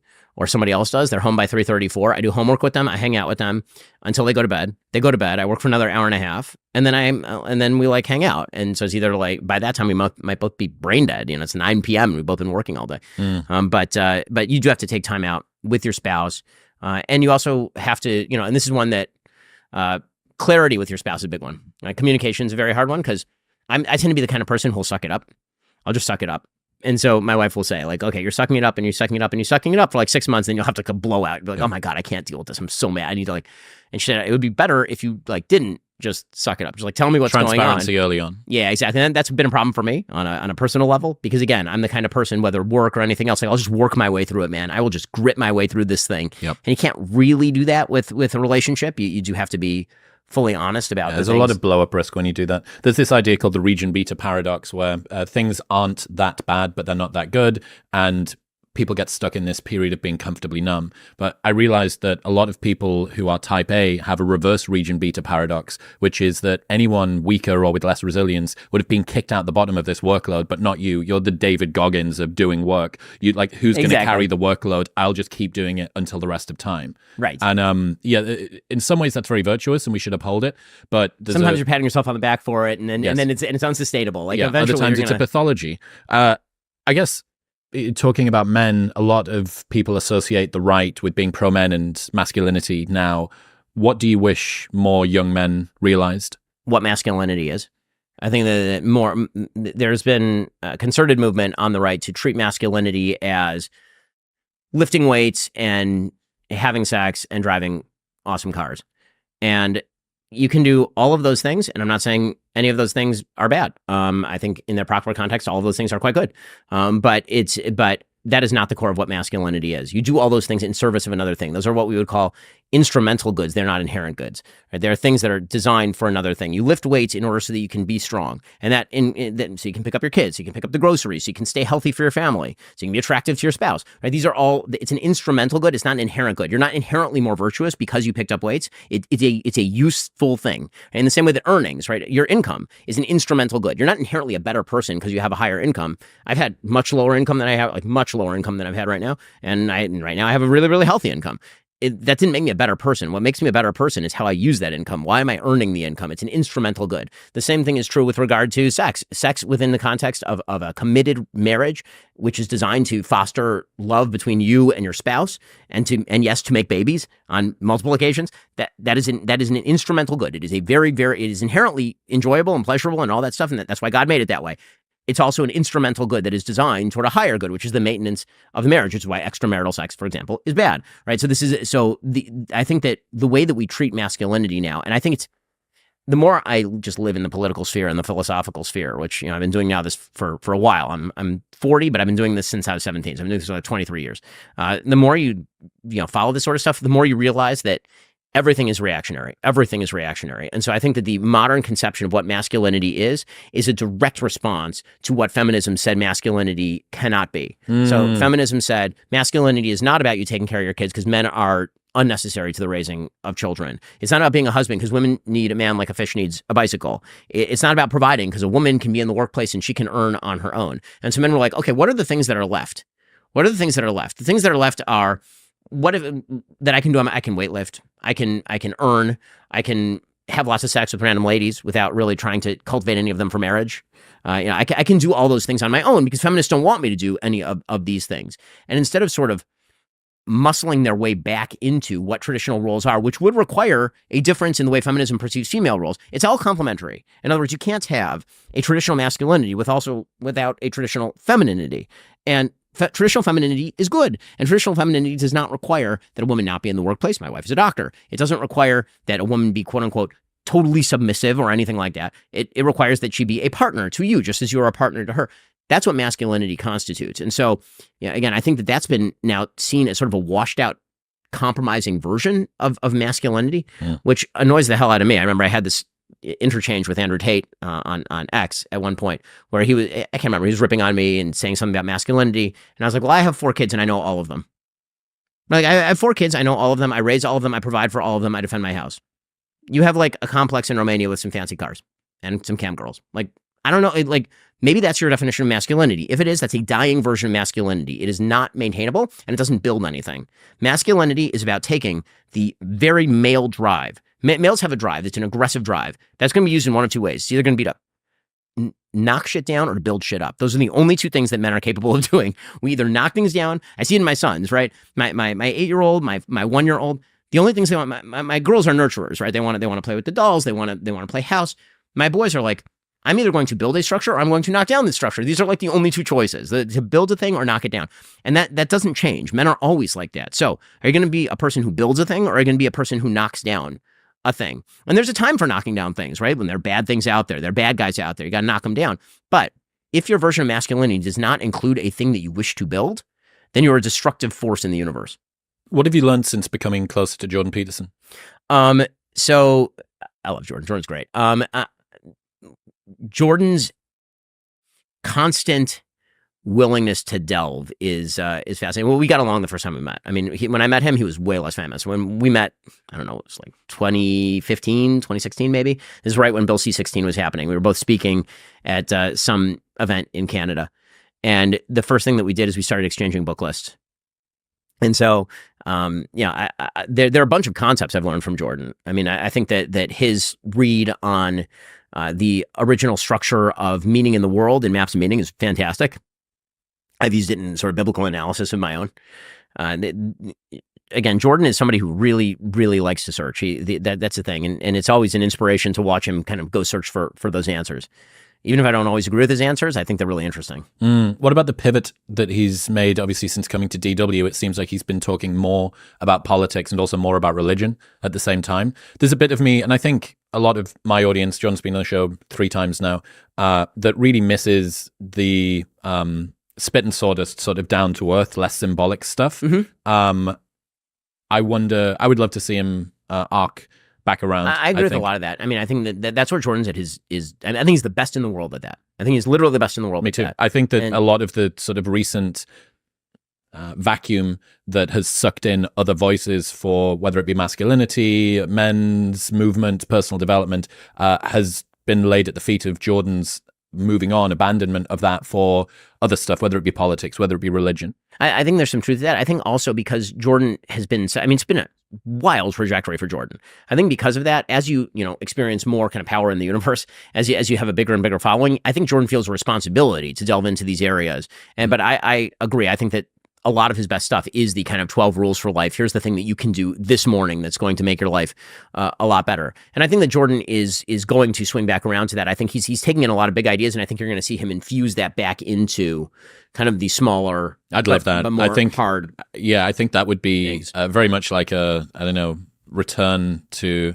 I would love that. I still think that's his. I agree with you, and I think that he has a new book coming out that's sort of about analysis of the Bible, and it's great. I mean, there's a bunch of stuff in there that's fantastic, and him being able to sort of reduce that back down to, like, if you see a cat, pet it, like that kind of stuff. That's the best stuff of Jordan. And if you watch Jordan speak, that's what's great about Jordan. Watching Jordan speak is almost like watching a really great magician do a trick. He'll kind of do a bunch of stuff out here, and you're like, I don't even see how all these puzzle pieces fit together. And then he'll go, and that's bloody well God, isn't it? And you're like, oh, wow, that was cool. That was a really cool trick. He brings it back into land. Have you changed much since being friends with him? Has there been anything that you've adjusted in yourself?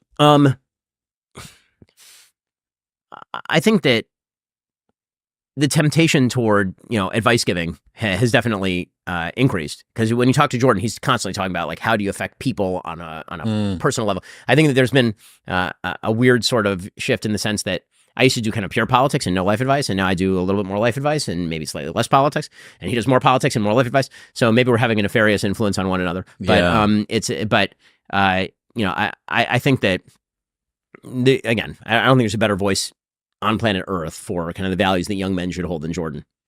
I agree about the. I always want to ask people about their personal philosophies, about how they approach life. I understand that after a while, you kind of need to transcend yourself and stop being so solipsistic or narcissistic or whatever, and you need to actually go out there and affect things. Also, Jordan's very intellectually curious, and I think that anybody who has a high IQ and is intellectually curious, it's very easy to sort of get bored in the sphere that you're in and be like, I want to explore like a new field now. Fully understood. And Jordan is constantly doing that sort of stuff, but I do think he's going to, and I think increasingly you're seeing it. He's going to bring it back into a lot of these messages that are easier to digest. Yeah. Let's put it that way. There was a Kurt Vonnegut quote that I came across recently that I want to talk to you about. We are what we pretend to be, so we must be careful about what we pretend to be. Do you ever worry about becoming a caricature of yourself, that there are incentives that align in order for you to play into a niche that you've already carved out? Basically, how do you allow yourself to change privately when the world has expectations of you publicly, and is there a tension or a friction between those two things? The truth is that I think that I'm pretty well on air who I'm off air. I think that the perception of me, for a wide variety of reasons, ranging from the titling of YouTube videos to sort of how I'm perceived on Twitter, is a bit different. Listen, Twitter as a medium tends to suck out your vitriol and your acid, and you're not going to have a lot of... Not at your best. Well, at my best as a human, sure. I struggle to think of anybody who's at their best as a human on Twitter, because either it's very one-dimensional, Twitter. You're either the person who's like the self-help guru on Twitter, you're like Adam Grant or something, Adam's great, or you're kind of in the combat mode in Twitter. And it's a mechanism of distribution, and you see that. In terms of my show, I think people actually have a pretty good read on me if they watch the show, because I do talk about, from time to time, family stuff, or I will talk about, deeper values. Again, even the show tends to be more political because it's a daily political show. If you watch, it's easy to say this, but if you watch the vast compendium of the things that I do, and I do like a bunch of different shows, then that's me. Like, you put all those different, but every show has to focus on sort of a different thing. So if you watch me in discussion with Anna Kasparian or something, you'll see a different side of me than you would if I was like hard pressing on Kamala Harris on Today's Show. Right? So those are all different facets of me. And if you put them all together, then that's very close to what I am in private life. When I talk on a show like this, I'm not sure that there's something radically different. I think that the questions that are being elicited are radically different, and so that changes. It's really funny. I've mentioned this in the context of different political debates. So I will say a thing that if I said it on my show, my audience would be mad at me. If I say it to Bill Maher, my audience is super happy with me. Right. So what's an example of that? Okay, so if I say I think that Donald Trump has a lot of personal foibles, I think that he says a lot of dumb stuff on Truth Social, and I think it doesn't help him in his race, then my audience might get mad at me for saying that on my show. I'll say, like, listen, I want him to win. I think Kamala Harris is terrible. I think she'll be an awful president. If Trump wants to win, he needs to stop doing dumb crap on Truth Social. My audience might be a little mad at me. If I go on Bill Maher and I say, listen, I think Donald Trump does a lot of stupid crap on Truth Social. He really needs to win. Kamala Harris is going to be a terrible president. Then my entire audience is like, he's telling Bill Maher. Right. So they understand that the medium is the message in many ways. Exactly. So I think that that's something to keep in mind. I've likened it to the optical illusion where you have where you have a color and it's the color red and it's the same exact color red. But if you put it next to, one color, it looks purple. And if you put it next to another color, then it looks more red. Yeah. So I think over time as well, the thing that I'm particularly interested in is there are expectations by your audience that if you continue to nudge those over time, well, this isn't the Ben that we had previously, even within this context of the show. And I wonder about what happens as you grow up, as your philosophical viewpoint. It's definitely a struggle. I mean, not even in terms of philosophical viewpoint, but in terms of where you put your focus. One of the things that, as a business, one of the things that you have to consider is what does my audience want of me? Not even in terms of viewpoint, but in terms of content, for example. So just to give an example, I love talking about the Bible. I know the Bible super well, right? I mean, in the original Hebrew, we read it every single week. I've done it for 30 years. I venture to say that I know, the 5 books of Moses, at least, as well as anybody who's not a rabbi. But does my audience want to hear my deep read on Genesis? Right. So I'll talk with Jordan about Genesis, and Jordan's wonderful. And Jordan has a wide variety of interests that he can bring to bear and all these different things where he's talking about religion, but he doesn't read Hebrew. Right. I mean, I read Hebrew. I know all that stuff. I can translate it. I know all of the commentaries on it for 1,000 years. Does my audience really want me to analyze Genesis? Yep. Probably not. I mean, we tried this. We had a book club, and the book club was, we'd read great works of literature. So we'd read Moby Dick. Is that the one where, you were on a deck of a ship? Right, exactly. So we did one with Moby Dick, and it's I love that stuff. Right? I love literary analysis. I read tons. Does my audience desperately want my analysis of Moby Dick? It turned out not. So it's okay, well, that's something that they don't want. Do you ever wish that you didn't do a daily show? You're kind of at the mercy of whatever bullshit happens in the press. P. Diddy gets arrested today. Guess what? We're doing 5 minutes on P. Diddy because it's important for us to. I don't know whether you covered it. Yeah, no, I didn't cover that in the slightest. I'm so uninterested in that I couldn't possibly care. And there's a certain level of stuff where I'm sure the audience cares, and I can't bring myself to care, so I just won't cover it. Unless it's in a funny way. But I guess make a dumb video about the VMAs or something. As someone who thinks about ideas across a long period of time, who likes to read classics, who's reading stuff in Hebrew, there must be a desire in you to make a Lindy body of work. Yes, that's it. And yet, I don't know. I listened to a lot of your show during 2020 because that was the only way I could get daily updates on what the hell was happening with a global pandemic. Right. I don't know how many people are going back and listening to They're not. May 2020 Ben episodes. So is there a part of you that got, I know I've got the books and I've got the other bits and pieces. Is that, of course, pull becoming more? It's a deep struggle. It's the thing that I want to do. Is that the thing my audience wants to do? Is that something I can justify spending, money to actually produce? I mean, I've done a pilot episode of what a biblical commentary would look like. Is that something my audience wants from me? I've done, one of the things that I'd love to do is this. I do think our audience would love is something called the historians, which is I want to sit with a group of historians on particular topics and basically do a roundtable where we talk about the history of World War II. I think the audience would dig that, and I think that'd be very cool. And get Neil Ferguson and get John Keegan and get Victor Davis Hanson in a room and just sit around a table and do let's start in 1933 and do history of World War II. People I think would dig that. But I have those big ideas all the time. You can't indulge all of your personal. Oh my God. I mean, the stuff that I'm really interested in. I mean, if you look at my nightstand, there's nothing on daily news. I don't put daily news on my nightstand. I mean, the stuff that's on my nightstand is typically a deep read on military conflict over Taiwan Straits. Right? Is my audience deeply invested? Now, that may come in useful. If China attacks Taiwan, I'm going to know a lot more than sort of the normal commentator would on, well, I know as much as somebody who studies it for a living? No. But will I know 70% of that? Sure. And that's good enough, for it to work. But in terms of establishing a long-term body, listen, the thing that I'm proudest of in terms of one product that I've created is The Right Side of History, which is basically a review of Western philosophy over the course of about 250 pages. It was the hardest thing I've had to write. I think it was a really interesting and cogent book. And I think it has shelf life. I think it'll last the test of time. That's part of the problem with doing a daily show. You're exactly right. I wonder how much video is going to be permanent anyway. I mean, meaning that what's the last kind of political or philosophical video that you've watched that wasn't made in the last year or two? I think that the nature of video is kind of transitory unless you're talking about a movie from 25 years ago that's self-encapsulated. But a piece of nonfiction content, everybody knows who's, politically aware that Milton Friedman did an entire series called Free to Choose. Has anybody ever watched Free to Choose? Probably not. So in the nonfiction space, very difficult to create kind of quote unquote permanent content. Yeah, archival, as Eric calls it. Exactly. So that's where books come in, and that's why I'm still interested in writing books. And we'll probably come out with a couple in the next few years. But it's definitely a struggle. I like talking big ideas. It's the thing that I'm most interested in. And sometimes the politics of the day does not lend itself to that. And when the news cycle is boring and when there's nothing to talk about, sometimes that's actually when I get to do the thing I want to do. Right. So some of my best shows, I think, are the ones that have the lowest listenership. There was one that I did. I remember this one I thought was kind of cool. I did like a year and a half ago, and it was real slow. And I was talking about the connection between economics and military power. And so there's a really cool YouTube video, which is essentially a moving chart that just shows the nature of military spending over the last 4 centuries versus GDP in various countries. And I was pointing out how uniquely powerful the United States is and has been, and what that means for Western capitalist military buildup, and how you actually compete with China, and why China actually is on a pretty bad path here because their economy will collapse and then they won't have the ability. And so I sat there and I did a full history of Western spending on military. I think that stuff's fascinating. I'm sure some of my listeners were probably dying. And so every so often I'll get to it's 100 for you and 1 for me. There'll be some of that.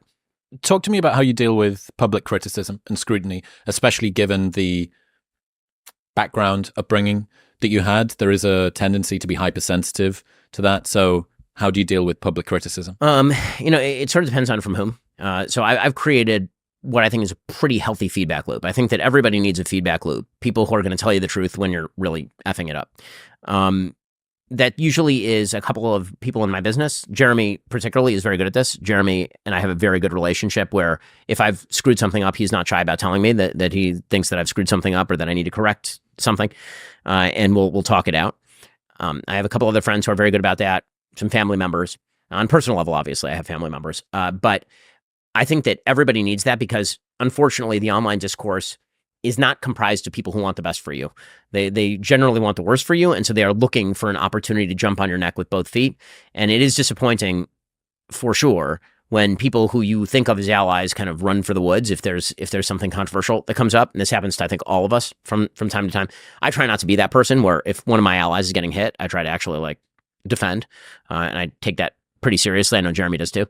We do this as a company a fair bit, but it's never easy. I mean, I'm not going to pretend that it's wonderful. It's, again, one of the reasons I got off Twitter is because of the trending element of it. So simply reducing your exposure to it is one strategy? But yes, for sure. But you need a permeable bubble where if something really is a thermometers placed around the stake. Exactly. You need somebody who you trust, who's going to speak truth to you. This is true in any walk of life, who says, you're doing this wrong. How do you avoid, there's a great idea, you'll be familiar with audience capture. Of course. There is an article I'll send to you once we're finished called Criticism Capture by Ethan Strauss. He basically says that the most warping dynamic is not the compliments that you receive, but the criticisms which you get. And a lot of the time, for instance, Seth Godin stopped putting comments on his blog 15 years ago. People said, you can't do that. It's a blog. A blog has comments on it. He said, well, if I leave comments up there, I'll know that each article I write will be longer and there'll be more caveats, and I'll be writing to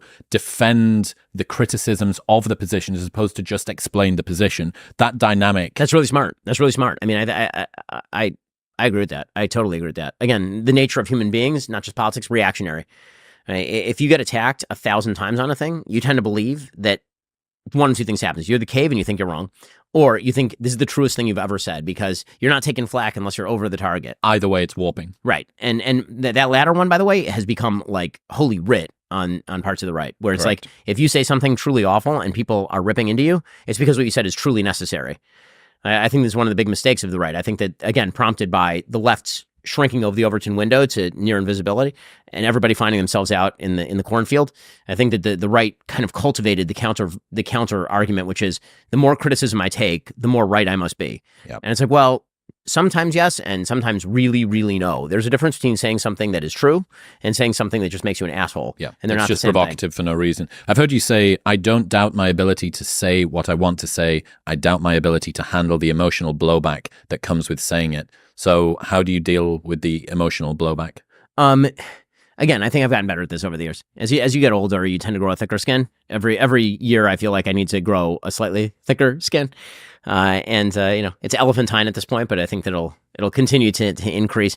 It comes from directions that you don't necessarily game out. What you find is that you build a suit of armor for yourself, and then somebody always finds wherever the chink is in the armor and sticks a knife right in there. Like, okay, well, I better get some iron and patch that up. What does that look like from a real perspective? So, to give an example, the amount of anti-Semitism that I'd experienced up until 2015, 2016 in the United States was nil, like zero, like non-existent.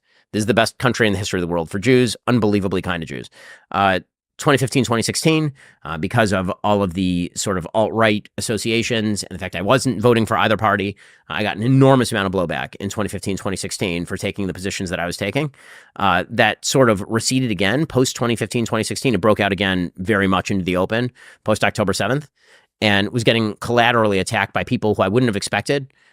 On the basis that if I care what happened on October 7th too much, then I must be a bad American, or I must not care about what's going on anyplace else on earth, which I think is totally disingenuous. And I rarely say this, but truly badly motivated. I try not to say that people are badly motivated, but I think that's a pretty obvious bad a move that can only be motivated by animus. And so I had to sort of build new systems for that. Just realize that people who I thought were going to speak up were not going to. That I think has been a new. I've mentioned it before. I think that's you find new ways to get hurt in life. I think one of the new ways is that reliance on other people outside of your close circle can be very difficult. People you expect to speak up in a particular moment very often will sit down. I wonder how much of that as well is maybe reassuring the prior that some teenage version of Ben would have been quite worried about as well. This sort of, I'm on the outside looking in, people truly don't have my back overall. This sort of confirms the fear that I had of the world all along. I mean, there may be some of that, although I think I've gotten over, I'd say 90% of that. You never get over 100% of it, probably. I think that more it has to do with, for me, the reason I got into this business in the first place is because obviously I'm very political. I believe that politics matters. I think policy matters. And I always thought of myself, and still do, as part of sort of a broader ideological movement. And when you think of yourself as sort of a broader ideological movement, which you see as sort of a community, then when you kind of get separated off from the community and people let that happen, it can be painful and it can be difficult. And when you realize that maybe it wasn't quite as much of a nice, happy community as you thought it was, and that kind of stuff is do the Bayesian thing and move forward.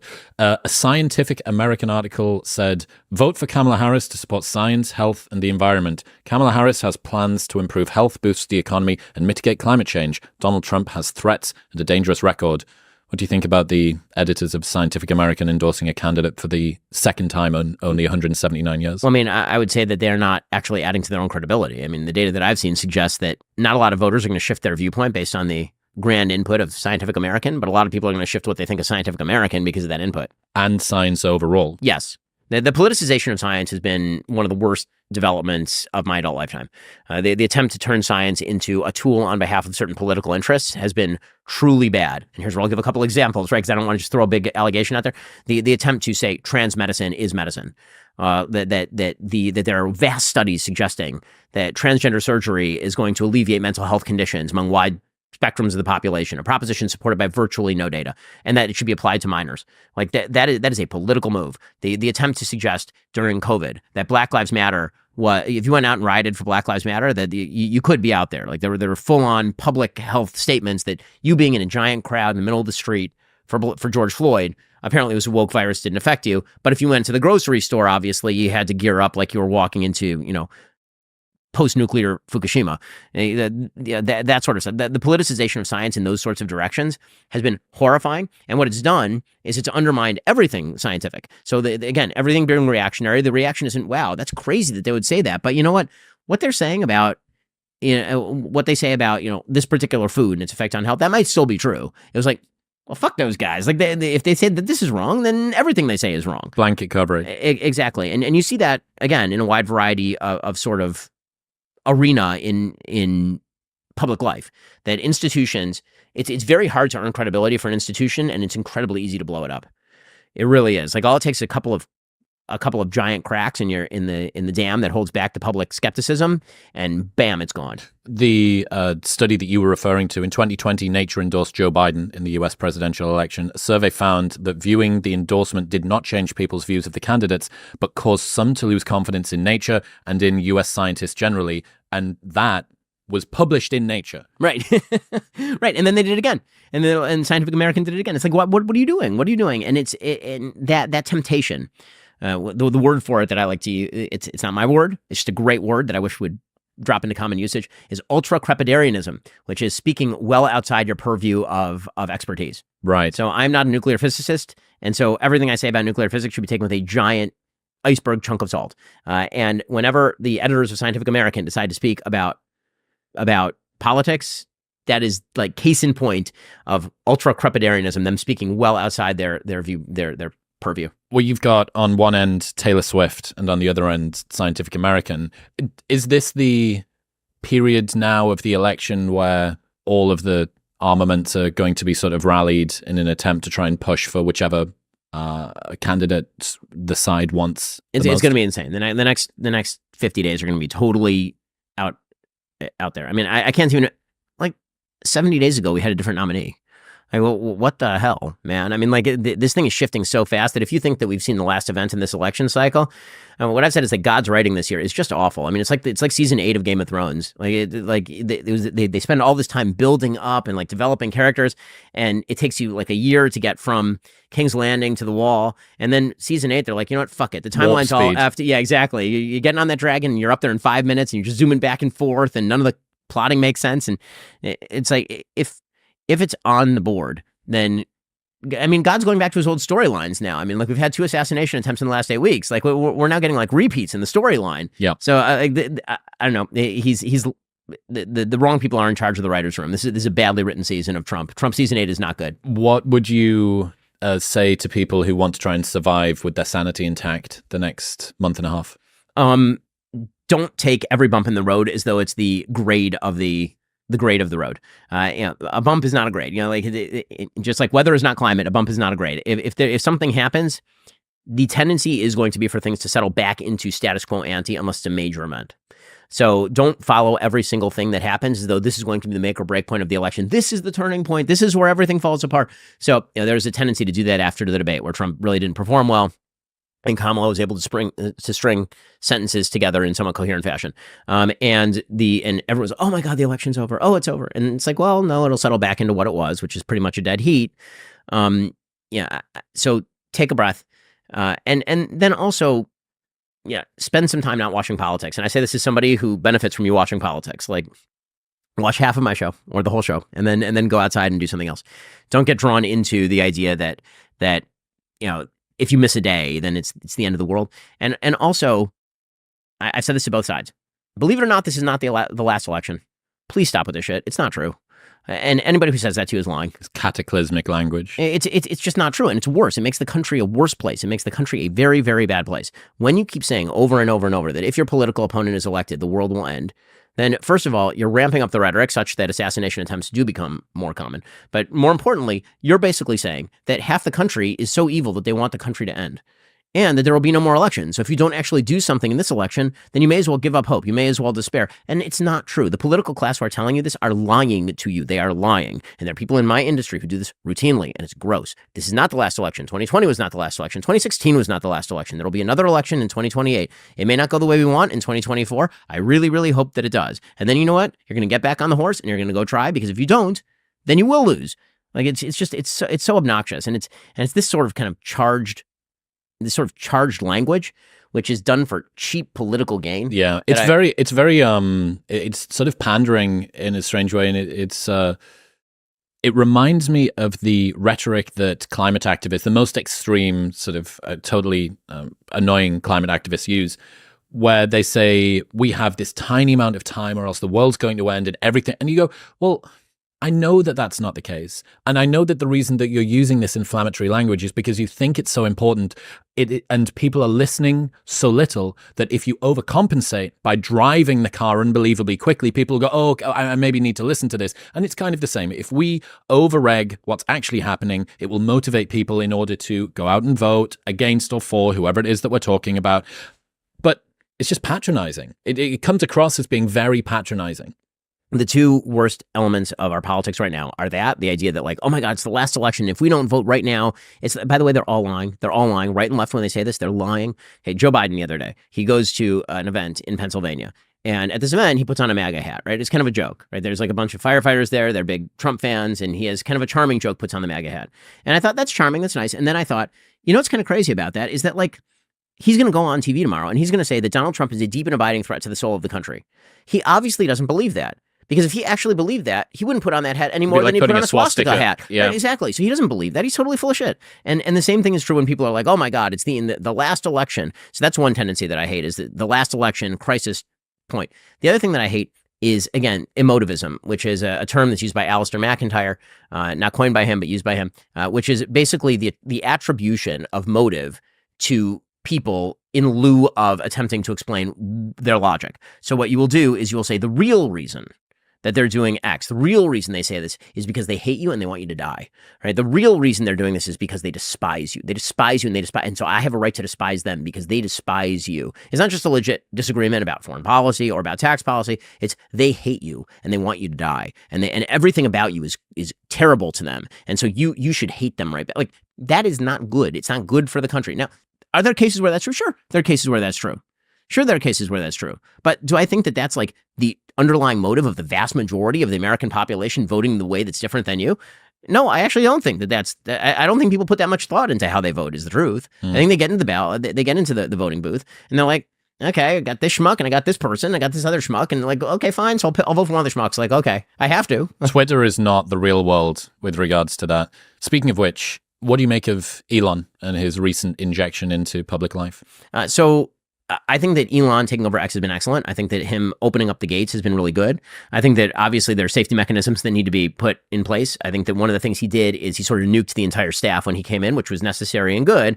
That also allowed, obviously, a lot of stuff that I don't think Elon would want on there, on the platform or elevated on the platform, including probably some foreign interference from the Russians, for example. You see some accounts that obviously have risen to prominence because of being jogged by outside forces, pretty clearly and obviously. And I think Elon wants to not have that happen. I think he wants to crack down on that. Again, I think that Elon, he's somebody who always shoots from the hip.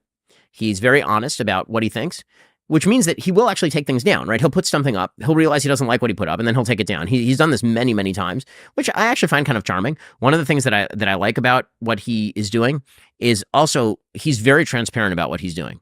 Like ultra transparent. So if you get a video shadow banned on YouTube, you have no idea why it was shadow banned. It takes them 3 months to get back to you. You got a yellow flag for some unspecified reason. It was a low-level staffer in San Jose who decided that you ought to be downgraded, and suddenly your traffic gets nailed for a month. Elon, if you get banned, you'll have one of your friends like tweet to Elon directly, and Elon will be like, "Yeah, I don't see why they did that," and then he'll just unban you. Like there's something charming about that. Like you'd hope that there are systems that are put in place, but what he's trying to do, I think, is good. Do I think that every position that Elon is articulating is well thought out? No, I don't think that Elon is giving it that much thought sometimes. I think that he has a generalized worldview that does not line up with the kind of woke redistributionist left that he thinks Kamala Harris represents. Does that mean that every tweet is being, run through a rigorous fact check machine? Or is he just memeing? He's just memeing. I mean, the truth is Elon is using Twitter the way we all used to use Twitter in like 2010. Okay, I remember when Twitter was fun before it became a shit show. And is there a risk of doing that at the scale that he's at? I think an obligation that comes with platform size. I mean, I do think that listen, do I wish that he would not tweet some of the things he tweets? Sure. Does he also get community noted on his own site? He does, and he removes stuff. So yeah, people come as a package. I think overwhelmingly Elon is good. And if I have a choice between that and sort of the prior regime, which was Jack Dorsey in the back room with a bunch of levers telling people they couldn't say, he or she, then I'd much prefer Elon's system. It seems like Jack Dorsey increasingly is coming out as sort of a pro-free speech position, whether that's retconning or whatever, I'm not too sure. Mark Zuckerberg has gone from sort of like nerd to Chad, this arc of him also. Is there some underlying is this just growing up? What's going on here? I think a lot of the tech bros feel correctly that they were targeted by the government in the aftermath of 2016. So after Trump won, but remember, before 2016, social media was going to save all of us. Before 2016, Twitter was a good, Facebook was a good. All these places were great. And then Hillary lost. And the left, because of that mythical, story that we told earlier, they could not believe that Hillary lost. So there had to be another reason that she lost. It couldn't be that she was a terrible candidate who ran a shit campaign. It had to be that she was jobbed by the Russians and Facebook. And so all the pressure was brought to bear on social media. Dianne Feinstein calling Zuckerberg in front of Congress and saying, if you don't regulate yourself, we're going to regulate you. And I think that Zuckerberg and a lot of these other social media heads, after expressing support for free speech, Zuck did a speech in 2019 that was really good at Georgetown about free speech, like really good. I remember playing parts of it on my show. And then by 2020, because of all of the government pressure around BLM and COVID and all of that, he basically shut off news on Facebook almost entirely. And I think that's not been salutary for the American public discourse. I think actually the loss of Facebook in terms of news distribution has been really bad. Forget about for businesses like mine, which, obviously this is self-serving. I would love to be able to distribute more news on Facebook. But I think that it's been bad for the national discourse because Facebook was kind of normie central. Right? Facebook is like your grandma was on Facebook, and everybody on Facebook has a name and has a picture, and they're actual humans. And so you had a broader panoply of humanity. And when you shut it down on Facebook, the people who are politically active don't go away. They just go to Reddit or 4chan. Well, interestingly, with Facebook, it's the only social media that still exists where you are only connected to people who you actually know. Right. On Instagram, you follow people that you like their music or you like their dog or whatever. On Twitter, you follow people that you don't know that you maybe just think have interesting takes or takes that you hate. But on Facebook, apart from the fan pages side, most of the other people that you're connected with are people who you actually know from your own life. And there's still yet to be a replacement for that, for the social networking. I totally agree. And I think that, because of that, there's a natural kind of social fabric that exists more at Facebook than some of these other social media sites. I also think that, listen, again, self-serving, I have a lot of followers on Facebook, and it's not a good thing that all the people who follow me have just seen my content disappear over the course of the last 4 years. Like, if you click follow on a thing, you should be able to see the updates when they Your reach has declined 90%. Wow. 90% since 2020. Are you aware if that's the same on all sides of the political aisle? So I think it is. As far as I'm aware, it's not I think targeting that's... I'm not aware that it's targeted. It may be targeted at us. We've had some intimations that perhaps, but again, I don't want to get into conspiracy land. Originally, that was a big part of the growth loop of DW, right? 100%. Yep. Yeah. Facebook was a huge part of that, and we've had to come up with creative workarounds. That's sort of the nature of business. In 2019, what is the thrust of platform now? YouTube? Actually, we're more and more directing people to our home platform, right? We have more people who are watching on app. Mm-hmm. We have a lot of people, our subscribers generally tend to watch, we have 1 million paid subscribers. So we tend to have, a lot of those people watching on app. And those numbers don't even get attributed to our advertisers. So we have hundreds of thousands of people who watch my show on app. And surely that's without mid-roll ads, though. Meaning that the embedded ads. Yes. Right. Yeah. Yes. Right. They're no like YouTube ads or anything, but like they're embedded ads. Birch Gold's still in on the app. Actually, I don't believe so. I think for our subscribers, watching ad free, they watch ad free. Interesting. So at some point, we could see, maybe there'll be a lower tier, like Netflix. It'll be like a lower tier, and you get exposed to a few ads from Birch Gold. Yeah. Do you think that we've passed peak woke? Yes. I do think that we've passed peak woke. I think that corporations have decided that it's not profitable. I think that booming economies that are inflated have a lot of money to expend, and you can experiment on a bunch of stupid bullshit. And so I think that a lot of people were like, we can do woke, we can do DEI, we can do all of it. And look, our bottom line keeps growing, and that's probably because of DEI. And then it turns out that, when you got to tighten the belt a little bit, the first person to go is your diversity and equity and inclusion officer. And so I think that there's some of that in the corporate world. The right obviously has gotten much more mobilized. People like Chris Rufo and Robbie Starbuck have been doing good jobs sort of mobilizing people against this sort of stuff at their corporations and from, various businesses. All that I think is good. And frankly, I think that 2020 was so exhausting for everybody, like so exhausting. I think people don't even recognize that we're still exhausted from 2020. Like it's 2024 and we've all blocked out of our memories how bad 2020 was. 2020 was horrible. I mean, between BLM and in COVID, it was a terrible year for a huge number of people. Real 1-2 punch. Oh my God. It was, I mean, it drove us from California. And so like I think for a lot of people, we're still living in the aftermath of that. And we're like, we don't want to remember anything that has to do with it. So if you're going to tell me about like how America's racist and horrible, like, I just don't want to hear it. And by the way, you're seeing Kamala smartly avoid this, right? Like this is the one smart part of her campaign is that she'll get asked about race and she'll try and brush it away in a way that Obama certainly would not have in 2012. I imagine that even for people who were and still are in support of everything that happened during 2020, there's still this lingering fatigue of that.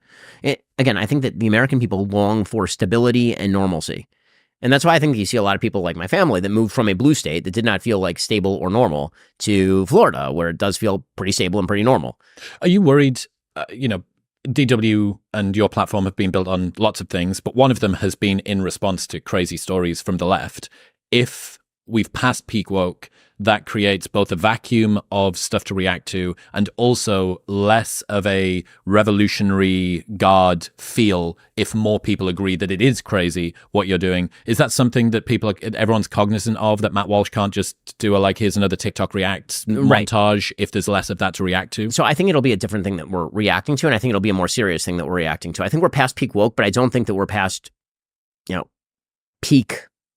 I'm searching for a term for it. I would say peak Fanonism. I think that Frantz Fanon, the author of Wretched of the Earth, this kind of this idea that there were the colonially oppressed and then there are the oppressors. The oppressed matrix. That's not going away. I think the oppressor-oppressed matrix is here to stay. I think that it was being sort of forced through the prism of race and sex. I think that prism is starting to collapse a little bit because I think that it's so tiring. It turns out that men and women actually, I think, don't generally want to be at war with one another. And eventually it turns out that they kind of like one another. And it turns out that, as racially divisive as the past period has been, I think most Americans kind of want to just be left alone and treat each other decently. But I do think that there are class divides. There are divides in terms of what Kierkegaard called ressentiment, the kind of jealousy and resentment that are going to come to the fore again. You're seeing it in terms of foreign policy. It's leading to, I think the great divide that's to come is between groups that I've called the lions and groups that I've called the scavengers. And that's true economically, it's true societally. Lions are people who want to produce, who want to defend, who want to be part of a cohesive society while having individual freedom to pursue success. And then there are people who just want to tear those people down. And they've been living off kind of the spoils of the innovators and the people who are entrepreneurial and the people who want to build. And then there are people who just are happy to just tear away at that. And I don't think that necessarily lines up completely right to left. I think there are some people on the right who are sort of in jealousy and resentment mode. And you see some of that. And I think that, it's largely relegated. It's a very big movement on the left. It's always been sort of a class movement on the left, which always fits weirdly awkwardly in the United States, which is not a class-based society. It's always, whenever people say, I'm fighting for the middle class in America, I always think like, who?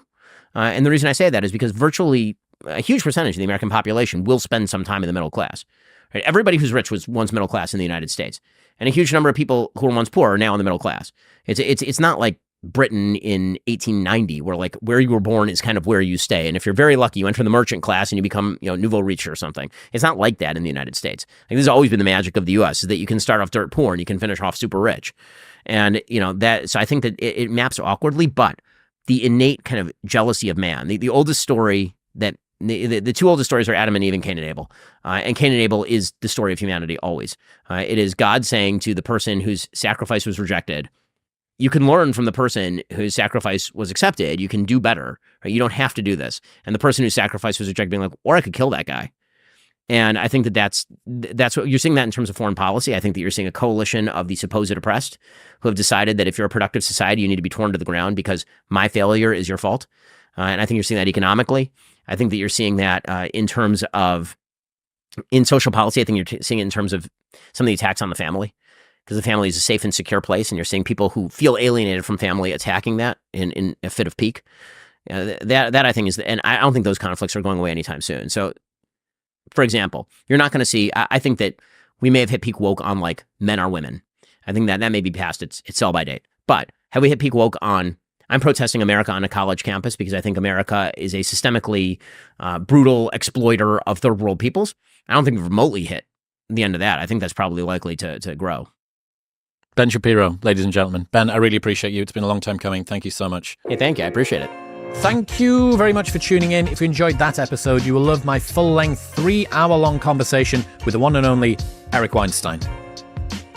Just here.